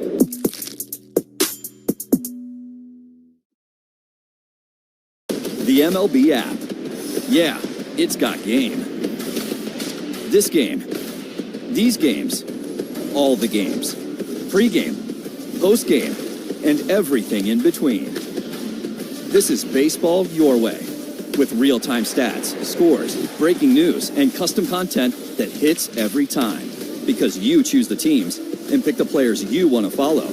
So when they catch it on the field, you catch it on the app. Here's Schwarber. Schwarber grounded out his first time out. That ball's crushed deep to right field. Hernandez doesn't even move. It is long gone. It's off the roof of the pavilion in right field. Kyle Schwarber, his first postseason home run of the year. It's his 22nd of his career. And with a lightning strike, the Phillies tie it up at 1. Well, I would say Kyle's second time through, I like the approach. Wow. Well, the first home run for the Phils this postseason.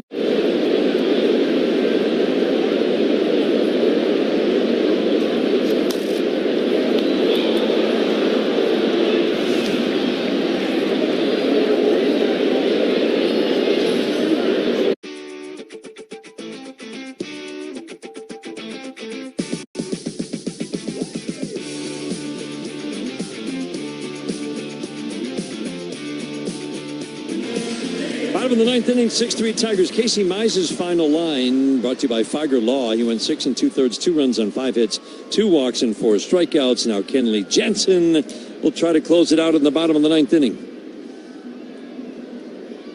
7, 8, 9 hitters. First pitch. Cutter misses high and tight, almost hits Elias Diaz. 6, 7, 8 hitters make it for the Texas Rangers. Smith, Cawley to follow.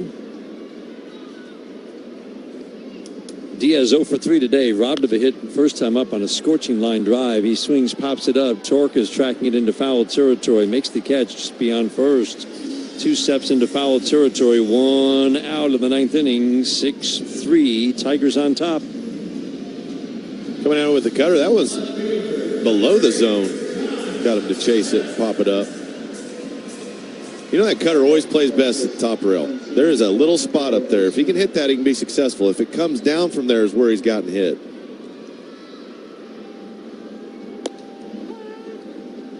Cutter up and away to the lefty. Josh Smith gets a called strike 1. Home runs have been a problem, as we know, for Kenley Jansen. Just got a third of an inning the other day just so he could get some work. Outing before that gave up a home run, swinging a foul over the screen. So now 5 home runs allowed in his 20 innings of work. That's a big number. We talked about Drew Anderson giving up now 6 in his last 17 innings. It's the one number that you want to be low for your high-end back-of-the-game leverage guys. The 0-2. Cutter is high, 80% cutters. It's been this way most of his career. He's given up 3 home runs on cutters, 2 on sinkers. Green is in a little bit and toward the line on Josh Smith. He's had good at-bats in this series. The 1-2. Swing and a pop-up. Will it be playable? Torque's coming in. Will he call off Raj? He will make the catch. Right by the on-deck circle, avoided the bats on the ground. Smith pops out. Spencer Torkelson is taking care of the first 2 batters here in the ninth on pop-ups induced by Kenley Jansen. Cutter's got a little more movement today. Looks a little more east to west, which is big. That movement profile, because some of those cutters he was throwing earlier in this year and last few outings even were getting a little flatter. It's good to see that ball moving across the zone a lot. First pitch cutter in.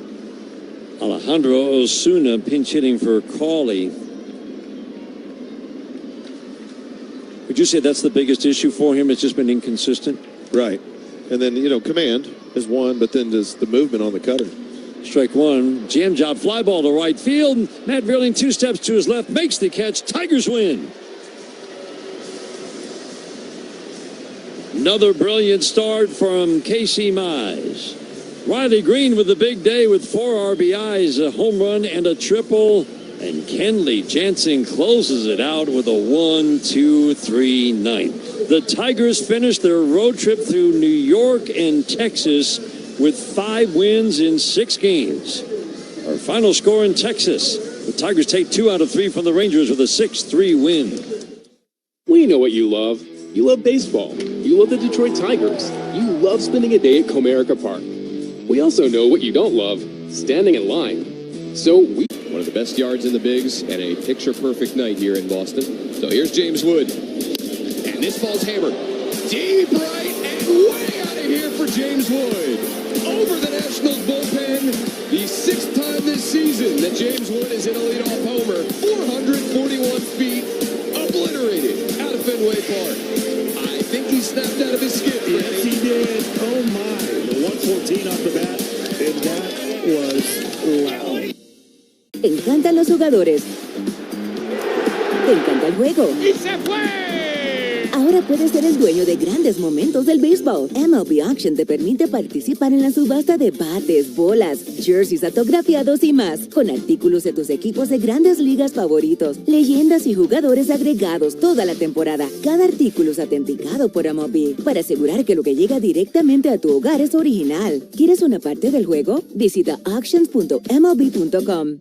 We have a couple things out here for the first acknowledged unassisted triple play. And Cy Young said, Neil, where are you going? He said, 3 outs. Neil Ball had a fairly short career as a big leaguer, but continued playing in the minors, where he encountered true baseball royalty. Now we're going to connect to Babe Ruth. He dominated the game like no one else had before.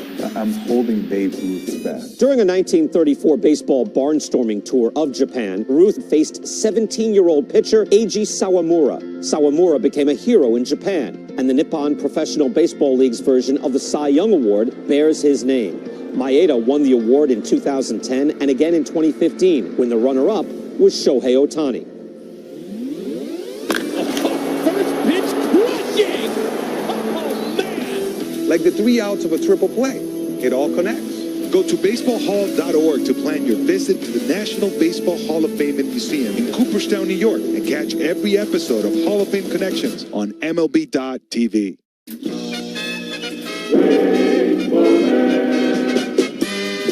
Billy the Marlin riding by in the pickup truck. AJ didn't have a good release point on this fastball. AJ nailed it. Just a little outside. Look at the guys behind home plate, and it's their job to clean up the glass. And look at AJ playing the innocent.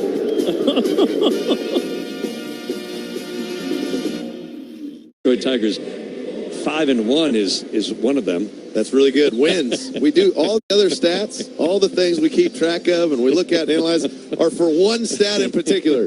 Wins. The W column. The other one could be 2. The Tigers had 2 road series wins all year. Before this road trip, they win both series. The sweep in New York was big. That last game was amazing. The ups and downs of the last 3 innings. After the Yankees came back to tie it up, they stayed with it. And then to come into Texas and get beat up in game 1. Get beat pretty bad in game 1, to come back after an off day and play the best defense we've seen the Tigers play. Some of the best pitching we've seen out of Jack Flaherty. Casey Mize had a nice outing. Very nice outing. Defensive play of the game is brought to you by your neighborhood Michigan Ford dealers, because this has really been the theme of this road trip, and really the improved play over the last month. It started back in Chicago at the end of May. Yeah. The Tigers finally started to play better defense, making routine plays consistently better, and starting to make the exceptional plays. Built by your neighborhood Michigan Ford dealers, by the built-up F-150, only at your neighborhood Michigan Ford dealers. Visit buyfordnow.com.